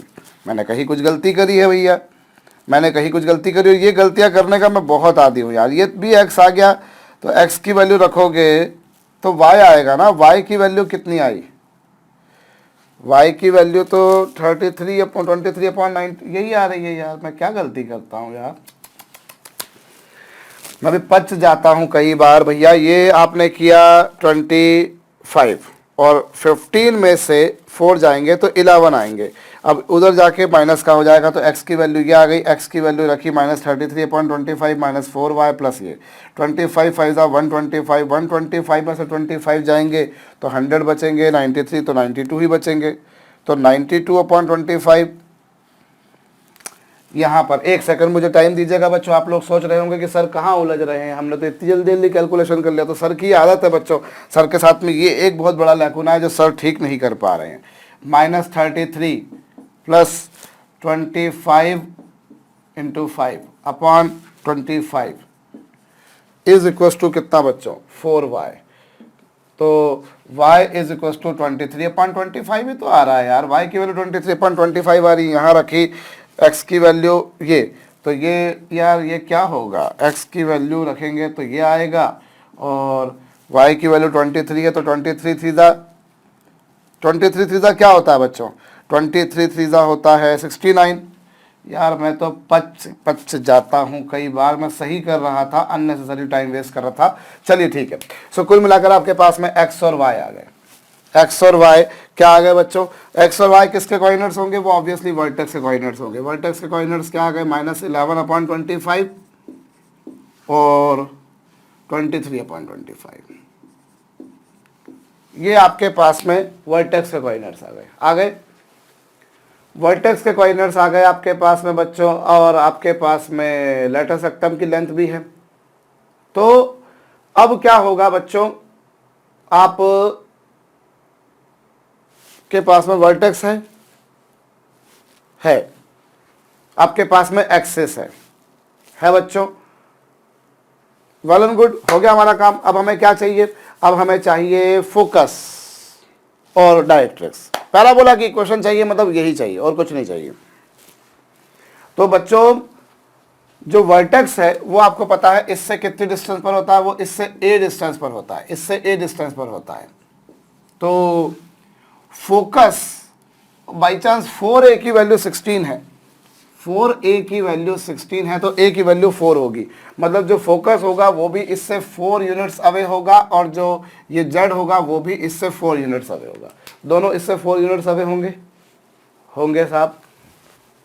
तो आप इक्वेशन लगाइए भाई। ये जो आपको जो एक्सिस दे रखी है, एक्सिस का tan थीटा यदि आप देखें तो फिर वही घिसी पिटी सी बात, एक्सिस का tan थीटा 3/4 आ रहा है, स्लोप 3/4 आ रहा है। तो उससे आप साइन थीटा की वैल्यू निकालेंगे पिछली बार जैसे ही, तो वो 3/5 आएगी। कॉस थीटा की वैल्यू निकालेंगे तो वो 4/5 आएगी। बड़ी काम की चीज़ है बच्चों जो। अब x minus x1 upon cos theta की वैल्यू ये y minus y1 upon sine theta is equal to a की वैल्यू है 4। अब आप एक बात ध्यान दीजिए बच्चों, आपको एक्चुअली इस पॉइंट से 4 यूनिट्स अवे पॉइंट लेना है इस लाइन पर। तो वो क्या आ रहा है बच्चों, आपके पास में x1, जैसे आपने इसको x1 मान लिया, मान लीजिए 1 मिनट के लिए आपने इसको x1 y1 मान लिया, तो x1 माइनस ये वाला जो पॉइंट है वो 11/25 है अपॉन कॉस थीटा, ये है, is equal to y minus y1, और y1 की वैल्यू कितनी है बच्चों वहाँ पर 23/25 upon sine theta is equal to r। और एक्चुअली डिस्टेंस 4 है, तो 4 दोनों तरीके से हो सकती है। डिस्टेंस है 4 तो वो प्लस भी हो सकती है माइनस भी हो सकती है। तो ये लीजिए, इससे आपके पास में x1 y1 आएगा। अब यहाँ पर एक बात आपको मैं बताऊं, x1 y1 की 2 वैल्यूज आएंगी, एक +4 लेकर एक -4 लेकर। ऑब्वियसली +4 लेकर अगर ये वाला पॉइंट आया तो -4 लेकर ये वाला पॉइंट आएगा। तो यहाँ जो 2 पॉइंट्स आपके पास में x1 y1 की 2 वैल्यूज आएंगी, उन 2 वैल्यूज में से एक वैल्यू जो है वो फोकस को रिप्रेजेंट करेगी, तो दूसरी वैल्यू ऑटोमेटिकली z को रिप्रेजेंट करेगी। बिकॉज जो वर्टेक्स होता है उससे फोकस भी a डिस्टेंस पर होता है और z भी उससे a ही डिस्टेंस पर होता है। जो वर्टेक्स होता है उससे फोकस भी a डिस्टेंस पर होता है और z भी a डिस्टेंस पर होता है। Both of them are distance z away from the vertex. तो दोनों बराबर डिस्टेंस पर होंगे। अब जब दोनों बराबर डिस्टेंस पर होंगे तो क्या होगा, आपने एक +4 लेकर किया तो एक -4 लेकर किया, तो यहां पर x1 y1 की जो दो वैल्यूज होंगी, x1 y1 की जो दो वैल्यूज होंगी, x1 y1 की जो दो वैल्यूज आपके पास में आएंगी, उन दो वैल्यूज में से एक वैल्यू रिप्रेजेंट करेगी वर्टेक्स को, दूसरी वैल्यू रिप्रेजेंट करेगी जेड को। अब आप किसी को भी किसी के लिए ले सकते हो, इसको वर्टेक्स लोगे तो ये जेड हो जाएगा, और इसको जेड लोगे तो ये वी हो जाएगा। ये आपके पास में वी और जेड की दो पेयर्स आएंगी। अब आपके पास में जेड आ गया, आपके पास में एक्सिस की ग्रेडियंट है तो डायरेक्ट्रिक्स की ग्रेडियंट आ गई, डायरेक्ट्रिक्स की इक्वेशन आ जाएगी, क्योंकि आपको ये पता है कि डायरेक्ट्रिक्स इस पॉइंट से पास हो रही है। तो आपको अगर आपने इनमें से एक एस होगा तो दूसरा जेड होगा, और एक जेड होगा तो दूसरा एस होगा। आपके पास आ गया। अब आपके पास में फोकस है, आपके पास जेड है, मतलब आपके पास में डायरेक्ट्रिक्स की इक्वेशन है, तो फोकस है डायरेक्ट्रिक्स की इक्वेशन है तो अकॉर्डिंगली पैराबोला की इक्वेशन आ जाएगी। आपके पास में जेड है तो डायरेक्ट्रिक्स की इक्वेशन आ गई, फोकस है तो अकॉर्डिंगली पैराबोला की इक्वेशन आ जाएगी। सो आपके पास दो पैराबोला आएंगे। क्यों दो पैराबोला क्यों आएंगे? वो स्वाभाविक सी बात है बच्चों, क्योंकि आपको पैराबोला की एक्सिस दे रखी है। भाई आपको पैराबोला की, देखना समझना, पैराबोला की आपको एक्सिस दे रखी है और equation of tangent at vertex दे रखी है। तो आपके पास में एक पैराबोला उसमें ऐसा बन जाएगा और एक पैराबोला आपके पास में ऐसा बन जाएगा। ये दो पैराबोला बन जाएंगे, एक पैराबोला उस साइड और एक पैराबोला इस साइड, इसलिए दो पैराबोला आएंगे यहां पर। स्वाभाविक बात है बच्चों। सो हमने क्या किया, मैं एक बार फिर से समझा रहा हूं बच्चों। आपको पैराबोला की एक्सिस दे रखी थी, equation of tangent at vertex दे रखे। देखिए आप एक बात अपने दिमाग में चिपका लीजिए, पैराबोला पर कितनी भी कॉम्प्लिकेटेड प्रॉब्लम क्यों ना बने, अगर मुझे पैराबोला की क्वेश्चन को फाइंड आउट करना है तो मेरे दिमाग में एक ही गोल चलता है, यार मुझे कैसे भी करके उसका फोकस और डायरेक्ट्रिक्स की इक्वेशन मालूम पड़ जाए। This is the only aim which I have, and for that purpose मेरे पास में पैराबोला की एक्सिस थी, मेरे पास में टेंजेंट एट वर्टेक्स थी, दोनों का इंटरसेक्शन पॉइंट निकाला, obviously they intersect each other at vertex. Letter सेक्टम की लेंथ आपको दे रखी थी, तो आपको लेटर सेक्टम की लेंथ अगर दे रखी थी तो लेटर सेक्टम की लेंथ अगर आपके पास में है तो आपको मालूम पड़ गया कि लेटर सेक्टम की लेंथ होती है 4a, तो वर्टेक्स से ये दोनों डिस्टेंस a पर होते हैं। तो अगर एक की +4 है तो दूसरे की -4 होगी, और अगर एक की +4 है तो इसकी -4 होगी। बस अब आपने इस लाइन पर मैं ऐसा पॉइंट चाहता हूं जो इससे 4 यूनिट्स अवे हो, तो वो क्या करूंगा मैं, तो वो इक्वेशन निकालनी, तो x - x1 upon cos theta, y - y1 upon sin theta is equal to distance. अब आप +4 लेकर करते हैं तो वो अगर मान लीजिए s आया तो -4 लेकर z आएगा, और अगर +4 लेकर z आया तो -4 लेकर s आएगा। आपके पास में फोकस है, z है, तो डायरेक्ट्रिक्स की ग्रेडियंट आपके पास में ऑलरेडी एक डायरेक्ट्रिक्स की ग्रेडियंट, डायरेक्ट्रिक्स की ग्रेडियंट क्या होगी, डायरेक्ट्रिक्स जो होगी वो 4x + 3y + लैम्डा = 0 की फॉर्म की होगी, क्योंकि वो टेंजेंट एट वर्टेक्स के पैरेलल होगी। तो आपके पास में इक्वेशन आ जाएगी, इस तरह से यहाँ पर भी हो जाएगा। तो होप आपको ये समझ में आया होगा, नोट डाउन कर लीजिएगा बच्चों। थोड़े से प्रॉब्लम्स लंबी जरूर होती हैं पर बन जाती हैं। कोऑर्डिनेट ज्योमेट्री की प्रॉब्लम्स का ये एक एडवांटेज है कि इतनी कॉम्प्लिकेटेड प्रॉब्लम्स नहीं बनती है यूजुअली। नोट डाउन कर लीजिएगा बच्चों। अब ये तो इस प्रॉब्लम को सॉल्व करने का काफ़ी लंबा सा तरीका था, लेकिन हमारे पास में इसी प्रॉब्लम को सॉल्व करने का छोटा सा तरीका भी है। क्या है मैं बताता हूँ। पहले ये फिर बोल रहा हूँ, अगर अभी तक आपने नोट डाउन नहीं किया हो तो जरूर से इसे कर लीजिए। चलिए अब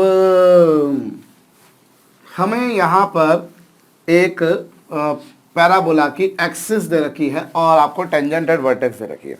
एक पैराबोला की इक्वेशन, अपन स्टैंडर्ड इक्वेशन को जरा रिकॉल करें बच्चों। स्टैंडर्ड इक्वेशन ऑफ पैराबोला या जनरल इक्वेशन ऑफ पैराबोला जो है वो y² 4ax होती है। और ये लीजिए साहब, ये रहा पैराबोला, यही होती है पैराबोला की इक्वेशन, y² = 4ax। अब यहाँ पर x और y क्या होते हैं, ऑब्वियसली पैराबोला पर किसी पॉइंट के कोऑर्डिनेट्स होते हैं। अब ये जो है आपके पास में पैराबोला पर ये जो पॉइंट होता है px, y, उसकी x एक्सिस से डिस्टेंस होती है y और y एक्सिस से उसकी डिस्टेंस होती है x। भाई अगर मैं बोल रहा हूं कि किसी पॉइंट के कोऑर्डिनेट्स है x, y, तो इसका मतलब ये है पैराबोला पर अगर कोई पॉइंट मैंने मान लिया x, y, तो उसका मतलब ये है कि उसकी x एक्सिस के अलॉन्ग डिस्टेंस x है, y एक्सिस के अलॉन्ग डिस्टेंस y है। मतलब x एक्सिस से डिस्टेंस y है और y एक्सिस से डिस्टेंस x है। इसको आप यूं भी तो समझ सकते हैं कि जो y है वो x एक्सिस से डिस्टेंस है। y किससे डिस्टेंस है? भाई मैं बोल रहा हूं पैराबोला पे कोई पॉइंट x, y है, तो x उसकी x एक्सिस के अलोंग डिस्टेंस, y उसकी y एक्सिस के अलोंग डिस्टेंस, या यूं कहा जाए कि x जो है वो y एक्सिस से डिस्टेंस और y x एक्सिस से डिस्टेंस। इसको मैं यूं भी तो समझ सकता हूं कि ये जो डिस्टेंस है y, that is nothing but distance from x axis और यू से एक्सिस ऑफ पैराबोला। क्या मैं इसे ऐसा नहीं बोल सकता? कांट आई से दिस? मैंने 2-3 बार आपसे कहा कि अगर मैं बोल रहा हूं पैराबोला पे कोई पॉइंट है x, y, उसका मतलब है उसकी x एक्सिस से डिस्टेंस है y, और बाई चांस इस पैराबोला की एक्सिस x एक्सिस ही होती है, मतलब y जो है वो distance from axis of parabola है।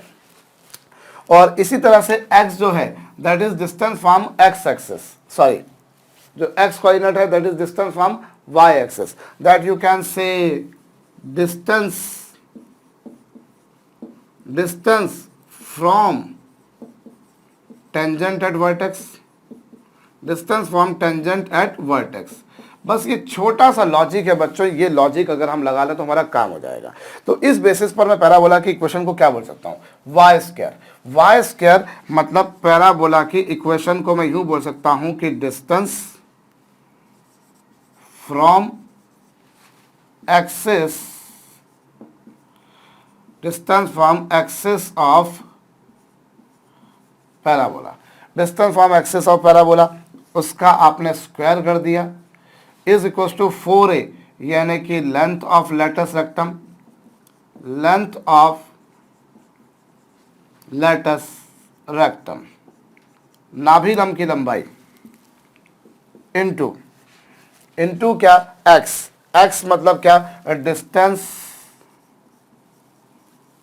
Distance from tangent at vertex, distance from tangent at vertex, distance from tangent at vertex. आप इसे ऐसा भी लिख सकते हैं, ये लीजिए साहब, आई कैन राइट दैट। भाई equation of parabola is y square is equals to 4a which is length of lateral rectum into x. Can't I write this? Of course yes, I can write. So parabola की equation को find out करने का बच्चों ये भी अपने आप में तरीका है। भाई आपने वो जो तरीका है कि पैराबोला का वर्टेक्स आपको फोकस मालूम पड़ गया, डायरेक्ट्रिक्स की इक्वेशन मालूम पड़ गई, तो पैराबोला की इक्वेशन निकालना is not a big deal. But otherwise आप यूं भी तो कर सकते हो कि y square equals to 4x। y क्या है? x एक्सिस से distance, x axis by chance parabola की एक्सिस है, सो मैं बोल सकता हूं कि ये distance from axis of parabola. भाई आपने पैराबोला पे जो भी कोई पॉइंट लिया, length of latus rectum into distance from tangent at vertex. तो बस वही लॉजिक आप अपनाइए। पैराबोला पे कोई पॉइंट आपने x, y मान लिया, तो आप पहले डिस्टेंस कहां से लेंगे? एक्सिस से। तो उस पॉइंट की एक्सिस से डिस्टेंस क्या होगी? 3x minus 4y plus 5 upon under the root of 3 square plus 4 square. भाई let me take a point P on parabola, उसको कोऑर्डिनेट्स आर x, y। तो x, y की एक्सिस से डिस्टेंस ये होगी, उसका स्क्वायर कर दिया। लेटस रेक्टम की लेंथ है बच्चों 4a और 4a की वैल्यू है बच्चों 16, तो 4a की वैल्यू 16 ले ली। लेकिन आप वो प्लस माइनस दोनों में से कुछ भी ले सकते हो। क्यों? क्योंकि ये लेटस रेक्टम की लेंथ जो है वो 4a नहीं होती बच्चों, एक्चुअली वो मॉडुलस 4a होती है। तो 4a की वैल्यू प्लस माइनस 16 हो सकती है। और distance of that point from tangent at vertex, तो टेंजेंट एट वर्टेक्स क्या है? टेंजेंट एट वर्टेक्स है बच्चों 4x plus 3y minus 1 over 4 square plus 3 square. ये लीजिए, अब आप इसको सिंप्लीफाई कर लीजिए आप, और आंसर आपके पास में वही आएंगे बच्चों जो आपके पास में पहले आए थे, वही आंसर आएंगे। एक बार प्लस लेकर एक बार माइनस लेकर, दो पैराबोला आएंगे, क्योंकि एक पैराबोला यहाँ पे ऐसा बनेगा तो एक पैराबोला यहाँ पर ऐसा भी बनेगा। तो इस तरीके से आपके पास में दो आंसर्स आना लाजमी है, नोट डाउन कर लीजिएगा। एक प्रॉब्लम और करते हैं। पैराबोला की इक्वेशन पर तो हमने काफी कुछ काम कर लिया, एक दो हल्के फुल्के सम सॉल्व कर लेते हैं बच्चों। आपको पैराबोला की इक्वेशन दे रखी है y square is equal to 4ax, और पैराबोला पर कोई 3 पॉइंट आपको find area of a triangle formed by 3 points on parabola whose ordinates are y1, y2 and y3। आपको क्या बोला बच्चों, पैराबोला पर कोई 3 पॉइंट्स हैं, find area of a triangle formed by 3 points on parabola y square equals to 4ax whose ordinates are y1, y2 and y3। कीजिए। अभी बड़ा सिंपल सा क्वेश्चन है बच्चों, ये जरूर एक काम की चीज थी आपके लिए, शॉर्टकट मेथड हो गई काफी। अभी आपको पैराबोला पर क्या करना है बच्चों, parabola y square equals to 4ax ये दे रखा है आपको, इस पर कोई 3 पॉइंट्स हैं, एक पॉइंट आपको दे रखा है a, एक कोई पॉइंट है b और एक कोई पॉइंट है c। इन तीनों को मिलाकर जो ट्राइंगल बनता है, इन तीनों को मिलाकर जो ट्राइंगल बनता है, इस ट्राइंगल का एरिया आपको फाइंड आउट करना है। जबकि ये गिवन है कि इन तीनों पॉइंट्स के ऑर्डिनेट्स हैं y1, y2, y3। So let me suppose this point as x1, y1, let me suppose this point as x2, y2 and let me suppose this point as x3, y3। मैंने इन 3 points को मान लिया x1, y1, x2, y2 और x3, y3। अब अगर किसी triangle के आपको तीनों वर्टाइसेस के कोऑर्डिनेट्स पता हो तो उसका एरिया फाइंड आउट करना आपके लिए कोई बड़ा काम नहीं है। If you know all 3 vertices of a triangle then you people can determine area of triangle very easily. आप उस त्रिभुज का क्षेत्रफल आसानी से ज्ञात कर सकते हो, आपके पास में मैथ फार्मूला है। लेकिन पंगा ये है कि आपको x1, x2, x3 की टर्म्स में नहीं चाहिए। भाई मैं अगर इस ट्राइंगल का एरिया बोलूं तो ट्राइंगल ABC का जो एरिया होगा वो होगा modulus 1/2 x1, y1 1, x2, y2 1, x3, y3 1। ये लीजिए, ये ट्राइंगल का एरिया आ जाएगा। लेकिन दिक्कत क्या है, दिक्कत ये कि आपको इस फार्मूले से अगर आप काम करेंगे तो आपको x1, x2, x3 भी मिलेंगे, लेकिन आपको तो आंसर x1, x2, x3 में लाना नहीं है। Answer has to be brought in terms of y1, y2, y3, क्योंकि प्रॉब्लम में यही गिवन है, आपकी ऑर्डिनेट्स आपको दे रखी हैं, आपको एरिया ऑब्वियसली उन्हीं के टर्म्स में लाना होगा। तो मैं क्या करूं, क्या करूं, क्या करूं? क्यों ना मैं एक काम करूं कि चूंकि ये पॉइंट्स पैराबोला पर लाई कर रहे हैं, इसलिए ये पॉइंट्स पैराबोला की इक्वेशन को सेटिस्फाई करेंगे। तो भैया x1, y1 जो है वो पैराबोला पर लाई कर रहा है, तो वो पैराबोला की इक्वेशन को सेटिस्फाई करेगा। तो x1 की वैल्यू क्या होगी, y1 square upon 4a। Since this point x1, y1 lies over parabola, since this point x1, y1 lies over parabola, so it satisfies the equation of parabola. So y square equals to 4ax, तो x की value ये आ गई। ऐसे ही आप x2 आपके पास में ये आ गया, तो x1 की वैल्यू ये आ गई। मतलब इस बेसिस पर पॉइंट क्या आ गया, इस बेसिस पर जो पॉइंट है उसके कोऑर्डिनेट्स क्या आ गए ये। बिकॉज आपको जो आंसर लाना है बच्चों वो आपको y1, y2, y3 की टर्म्स में लाना है। जो पैरामीटर्स मुझे प्रॉब्लम में गिवन होते हैं, answer has to be written in terms of those parameters only. ये आया। ठीक इसी तरह से x2, y2 भी पैराबोला पे लाई कर रहा है, तो x2, y2 पैराबोला पे लाई करेगा, वही घिसा पिटा सा काम। यहां से x2 निकालेंगे, x2 की वैल्यू आपके पास में आ जाएगी y2 स्क्वायर अपॉन 4a। सो आपके पास में इस पॉइंट के कोऑर्डिनेट्स क्या आ गए, जो आपने कॉर्नर बी लिया है उसके कोऑर्डिनेट्स ये आ गए। ठीक इसी तरह से कोऑर्डिनेट जो आपके पास में सी वाला है उसके कोऑर्डिनेट्स आपके पास में ये आ गए साहब। आपके पास में तीनों कॉर्नर्स के कोऑर्डिनेट्स आ चुके हैं। मॉडुलस 1/2 x1 जिसकी वैल्यू है y1 स्क्वायर ओवर 4a, ये y1 है, ये 1 है। फिर y2 स्क्वायर ओवर 4a, ये y2 है, ये 1 है। और ये y3 स्क्वायर ओवर 4a, ये y3 है और ये 1 है। आप इसका मॉडुलस लेते हैं 1/2, ये लीजिए, भाई आपको इस ट्राइंगल का एरिया फाइंड आउट करना है तो यही पिक्चर आएगी आपके पास में, x1 y1 x1 x2 and x3 मुझे नहीं चाहिए थे, सो दे हैव बीन एलिमिनेटेड। अब आप एक काम करें बच्चों, 1/4 है यहाँ पर भी है, 1/4 है यहाँ पर भी, 1/4 है यहाँ पर भी है, तो 1/4 है जो है वो आप इसे कॉमन निकाल लीजिए। 1/4 है, 1/4 है, इस पूरे कॉलम में से 1/4 है कॉमन निकाल दीजिए। तो ये मॉडुलस 1/2 इंटू 1/4 है। अब कोई बड़ा काम नहीं रह गया बच्चों, ये y1 स्क्वायर, ये y1, ये 1, ये y2 स्क्वायर, ये y2, ये 1 और ये y3 स्क्वायर, ये y3 और ये 1।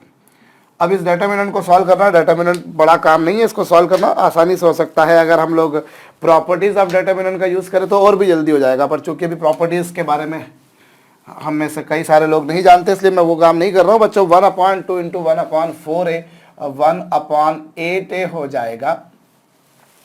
अभी मल्टीप्लाई करेंगे बच्चों तो ये y1 का स्क्वायर, इन दोनों को मल्टीप्लाई कर दीजिए तो ये y2 माइनस y3, फिर आप लिखेंगे माइनस y1 लिखेंगे बच्चों तो इधर y2 square minus y3 square plus फिर 1 आएगा और 1 मिनट इन दोनों को मल्टीप्लाई करेंगे, यस, सो ये हो जाएगा y2 square y3 minus y3 square y2। ये लीजिए, ये ब्रैकेट क्लोज हो गई। अब यहाँ पर एक बात देखिए बच्चों आप, चलिए मैं एक और स्टेप लिखे ही देता हूँ।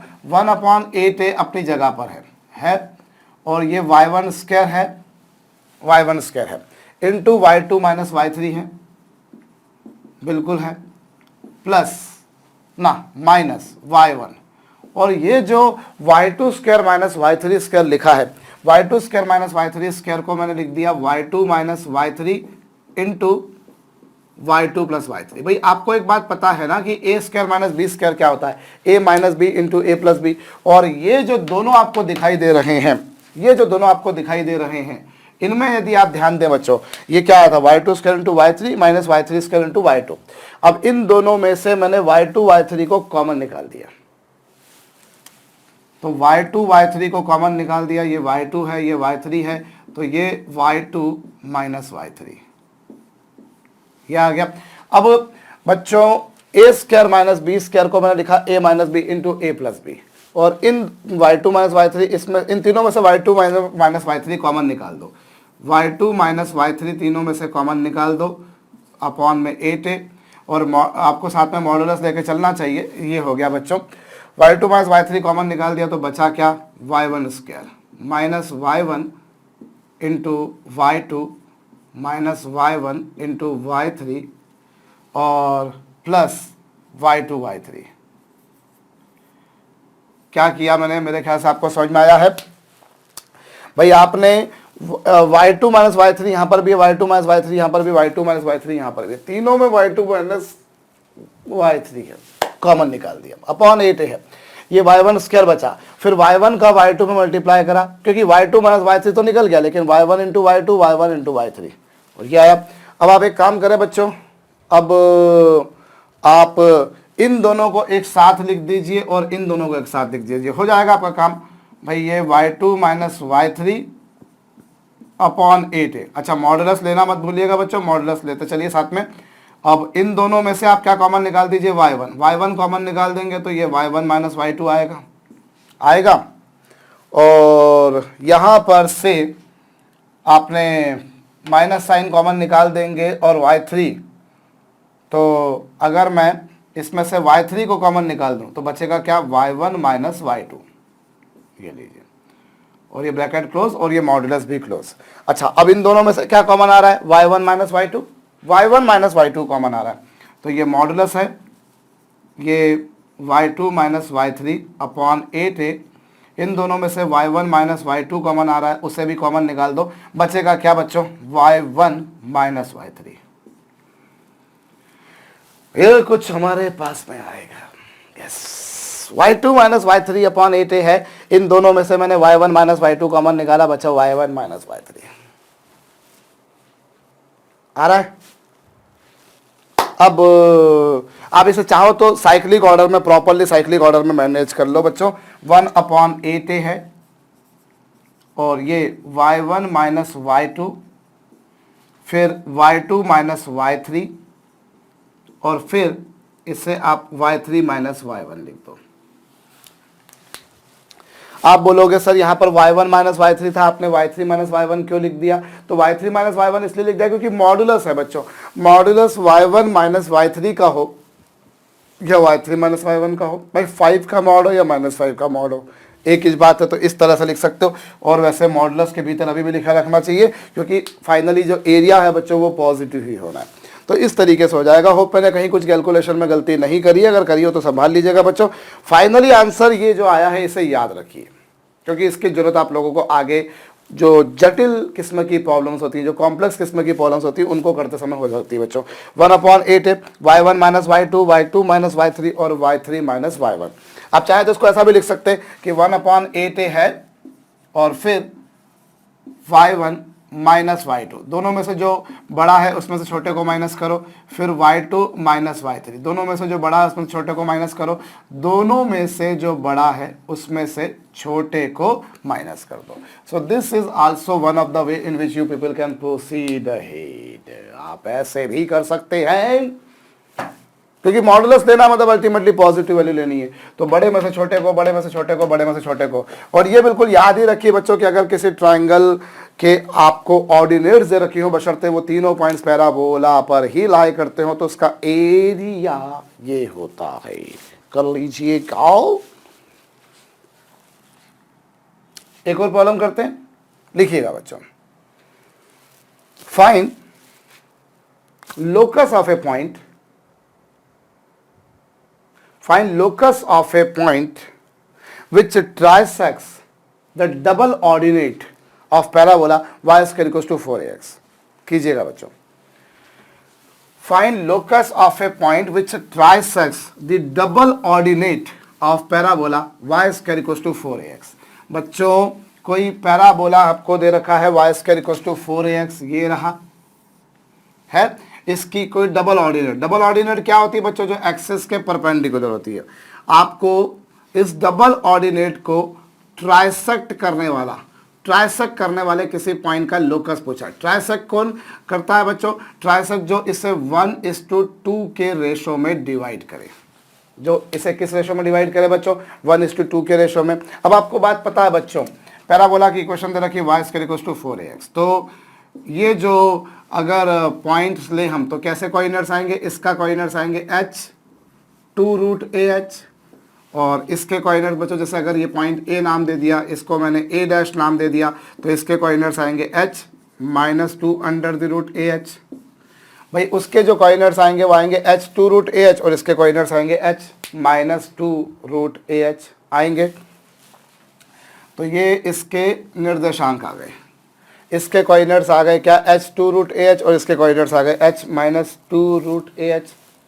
आपको इसको 1:2 के रेशो में डिवाइड करना है, तो जिसका लोकस निकालना है, एक काम करते हैं साहब, पहले मैं उसे जिसका लोकस निकालना है उसे मैं अल्फा बीटा मान लेता हूँ। क्या मान लेता हूँ? Alpha beta. भाई जिसका लोकस निकालना आप उसको h के मान लो, अल्फा बीटा मान लो, x1 y1 मान लो, यही काम किया जाता है। तो आपने उसे h के क्या मान लिया आपने? उसको अल्फा बीटा। अब वो 1:2 के रेशो में डिवाइड कर रहा है, तो 1 into this 1 into h plus 2 into h upon 1 plus 2 is equal to alpha. Solve करने पर फाइनली बाई चांस इसकी वैल्यू h ही आ रही है। आई रिपीट बच्चों, यहाँ पर 1 into this plus 2 into this ये आ गया बच्चों। ऐसे ही बीटा के बारे में बात की जाए तो 1 into -2√ah plus 2 into 2√ah upon 1 plus 2 और 4 में से 2 जाएंगे तो 2 बचेगा, तो ये आएगा 2/3√ah। बच्चों 2 2 4 में से 2 जाएंगे तो 2 बचेंगे, 2/3 आ जाता है। तो ये आ गया आपके पास में। और ये बीटा आ गया बच्चों, ये बीटा आ गया। और उसके बाद में क्या, आप ये जो h है, h की जगह पर आप अल्फा रख सकते हो। तो बीटा इज इक्वल्स टू 2/3 है और √ah और h की वैल्यू क्या बच्चों? h है अल्फा, ये लीजिए और दोनों तरफ स्क्वायर कर दीजिए। स्क्वायर कर देंगे बच्चों तो beta square is equal to आ जाएगा 4/9 इंटू ए अल्फा। और फिर आप ये आपके पास में लोकस आ चुका है, लेकिन आप इसे जनरलाइज अगर कर दे बच्चों, जनरलाइजिंग, यदि मैं इसका जनरलाइजेशन कर देता हूं तो बीटा की जगह में रख दूंगा वाई, एक्स की जगह पे रख दूंगा ए की जगह पे रख दूंगा एक्स, अल्फा की जगह रख दूंगा एक्स। सो कुल मिलाकर ये आपके पास में लोकस आ जाएगा। आप इसे चाहे तो ऐसा भी लिख सकते हैं 9y² is equal to 4ax। By chance ये जो आपके पास में आ रहा है ये भी एक पैराबोला की ही तो इक्वेशन है बच्चों। ये जो इक्वेशन आ रही है ये किसकी इक्वेशन आ रही है? This is nothing but the equation of a parabola, क्योंकि ये भी y² इक्वल टू 4ax से कंपेरेबल है। सो ऐसे किसी पॉइंट का लोकस आपको निकालना था जो इसकी डबल ऑर्डिनेट को ट्राइसेक्ट करे, तो वो भी अपने आप में एक पैराबोला ही आएगा। ऐसा ही कुछ आएगा बच्चों। क्या करा मैंने? डबल ऑर्डिनेट क्या होती है बच्चों? जो एक्सिस के परपेंडिकुलर होती है। डबल ऑर्डिनेट वो होती है बच्चों जो क्या होती है?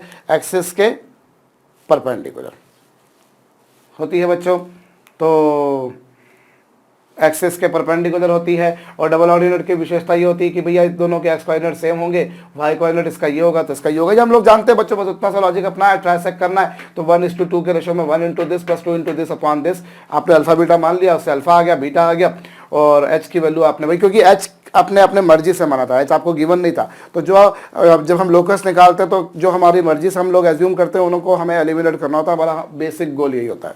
ये आ चुका बच्चों। एक और प्रॉब्लम कीजिएगा।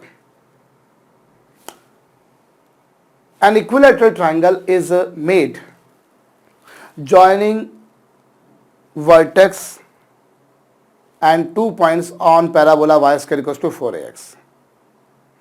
An equilateral triangle is made joining vertex and 2 points on parabola y² equals to 4ax. Find side length of that triangle. Video को रोक करके कीजिए बच्चों। आपको parabola y² equal to 4ax दे रखा है। आपको parabola y² is equal to 4ax दे रखा है, और इस पैराबोला पर ये आपको पैराबोला दे रखा है बच्चों। ये रहा है। आपने क्या करा? इस पैराबोला का ही एक वर्टेक्स और इसी पर 2 पॉइंट्स लिए a और b। इन तीनों को मिलाकर आपने एक इक्विलैटरल ट्रायंगल बनाया, एक समबाहु त्रिभुज बनाया, और आपको उसी त्रिभुज का की जो साइड लेंथ है वो फाइंड आउट करनी है। तो देखिए साहब, एक बात आप समझ सकते हो कि इक्विलैटरल ट्रायंगल के तीनों जो एंगल्स होते हैं वो 60 डिग्री के होते हैं। तीनों एंगल 60 डिग्री के होते हैं।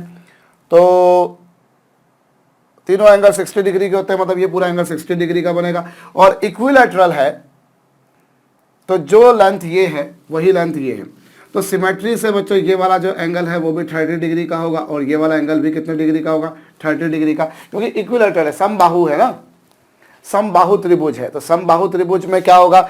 आप ऐसा केस इमेजिन कर सकते हैं जिसमें आपको ऐसा कुछ मिल जाए और ऐसा कुछ मिल जाए, और फिर भी ये इक्विलैटरल ट्रायंगल बन जाए, ये दोनों एंगल इक्वल ना हो और इक्विलैटरल बन जाए। Is that possible?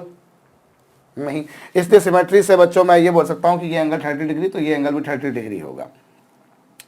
तो मतलब यूं भी कहा जा सकता है कि ये और ये भी कहा जा सकता है बच्चों कि ये वाला जो एंगल होगा वो कितने डिग्री का होगा? 90 डिग्री का। क्योंकि सिमेट्री का अगर मैं फायदा उठाऊं यहाँ पर, भाई इक्विलैटरल ट्रायंगल बन रहा है, समबाहु त्रिभुज बन रहा है जिसमें एक कॉर्नर तो वर्टेक्स ही है, उसका पैराबोला का वर्टेक्स ही है। तो ये 30 डिग्री, 30 डिग्री, ये 90 डिग्री।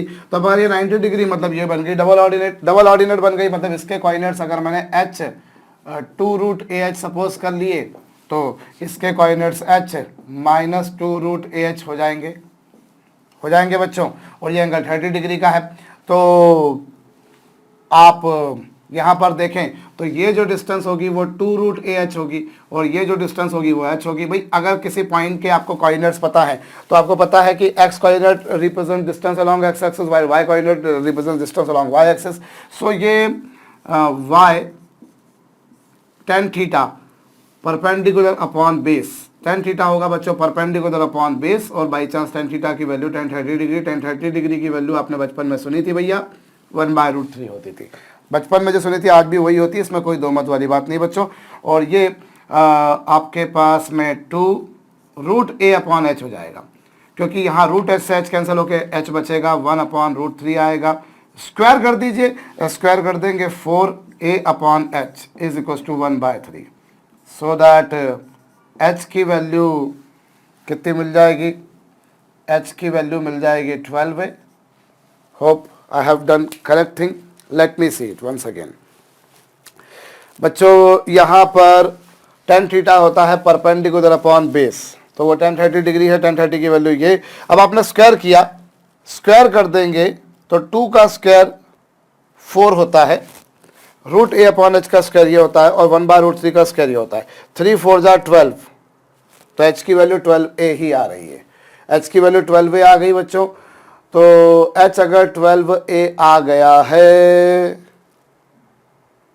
तो आपको क्या पूछा था, साइड लेंथ। तो side length is not a big deal. Side length जो है वो आपको यहाँ से डायग्राम से ही समझ में आ रहा है कि यार ऊपर की लेंथ भी 2√ah है, नीचे की लेंथ भी 2√ah है। ऊपर की लेंथ भी 2√ah है, नीचे की लेंथ भी 2√ah है। तो जो साइड लेंथ है ट्राइंगल की वो आपको नजर आ रही है, वो AB होगी, और AB मतलब 4√ah और 4a, h की वैल्यू बच्चों 12a, और 12 का रूट होगा 2√3, तो 2√3 मतलब 2 4 जा 8, 2 4 जा 8 √3a। तो ये आपके पास में इस ट्रायंगल की साइड लेंथ आ जाएगी। और ट्रायंगल की अगर साइड लेंथ आ गई तो ट्रायंगल का एरिया भी पूछ लेते, तो ट्रायंगल का एरिया क्या होता है बच्चों, इक्विलेटरल ट्रायंगल का एरिया होता है √3/2 √3/4a square, where a is not a is actually side length, जो कि 8√3a का स्क्वायर कर देना पड़ेगा आपको। मैं एक बार फिर से बोल रहा हूं बच्चों, चूंकि इक्विलेटरल ट्रायंगल है, समबाहु त्रिभुज है, तो एंगल 60 डिग्री का होगा, और 60 डिग्री का होगा। अभी शायद आप हमारे जहन में यह आ सकता है कि अरे यार अगर जो है इससे जितनी डिस्टेंस इसकी होनी वही डिस्टेंस इसकी होनी है, जो डिस्टेंस इसकी होनी वही डिस्टेंस इसकी होनी है, तो वो तभी पॉसिबल है बच्चों जब यहाँ पर सिमेट्री बैठे, क्योंकि आपको इस वर्टेक्स से इक्वल डिस्टेंस पर वाले पॉइंट जो होंगे उनकी विशेषता ये होगी कि वो जो होंगे वो डबल ऑर्डिनेट पे ही लाया करेंगे। वो डबल ऑर्डिनेट, अगर आप सोचें कि अगर मैं इसका कोऑर्डिनेट्स h, k ले लूँ, या मान लीजिए इसके कोऑर्डिनेट्स में क्या कर दूँ h1, एक मिनट आप समझ लीजिएगा मैंने ऐसे सिमेट्री क्यों लगाई है। ऐसी सिमेट्री क्यों लगाई है भाई, मेरे पास में ये पैराबोला है। अब आप बोल रहे हो कि इक्विलेटरल है, मतलब जो लेंथ इसकी है वही लेंथ इसकी भी होगी। अब अगर फर्ज कीजिए कि अगर इसका h कोऑर्डिनेट h1 मान लिया, x कोऑर्डिनेट, तो ये कुछ ऐसा होगा, और ये जो होगा बच्चों ये h2 और 2√a/h2 मान लिया आपने, मान लिया भाई। अगर x कोऑर्डिनेट h1 है तो आप जो रखिए ना y² = 4ax में, y² = 4ax में जैसे ही x की जगह h रखते हैं y की वैल्यू अपने आप में क्या आ जाती है 2√ah। तो अगर इसका x कोऑर्डिनेट ये है तो y कोऑर्डिनेट ये हो जाएगा, इसका x कोऑर्डिनेट ये, तो ये। अब इनकी विशेषता ये कि इनकी इसके वर्टेक्स जो कि ओरिजिन होता है सिर्फ डिस्टेंस सेम है, तो इन दोनों के बीच के डिस्टेंस इक्वल कर दीजिए, under the root of h1 minus under the root x2 minus x1 का square, under the root x2 minus x1 का square plus y2 minus y1 का square, under the root x2 minus x1 का square plus y2 minus y1 का square. और RHS पर अगर देखा जाए तो under the root x2 minus x1 का स्क्वायर प्लस ये लीजिए। तो ये दोनों को जब इक्वल करेंगे आप इसको, तो आपको सॉल्व करने पर ही मिल जाएगा h1 बराबर h2, h1 बराबर आपको h2 ही मिलेगा कन्फर्म, h1 बराबर h2 भी मिलेगा इनफैक्ट, और h1 बराबर माइनस h2 भी मिलेगा, दोनों मिलेंगे,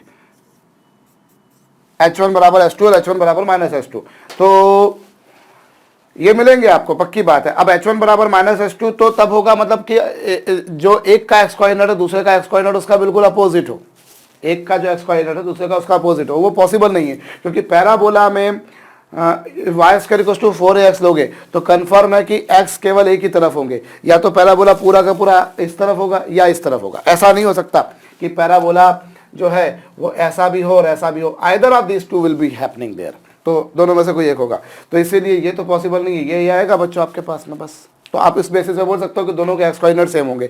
इनफैक्ट वो तो बाई चांस एक इक्विलैटरल ट्रायंगल था, अगर ये इक्विलैटरल ट्रायंगल ना होता, एक आइसोसेलेस ट्रायंगल होता जिसकी ये दोनों साइड्स लेंथ इक्वल होती, तो भी कंफर्म था कि वो जो दोनों पॉइंट्स होते हैं वो डबल ऑर्डिनेट पे लाया करते हैं। डबल ऑर्डिनेट मतलब जो पैराबोला की एक्सिस के परपेंडिकुलर हो, जो पैराबोला की एक्सिस के परपेंडिकुलर हो। क्यों?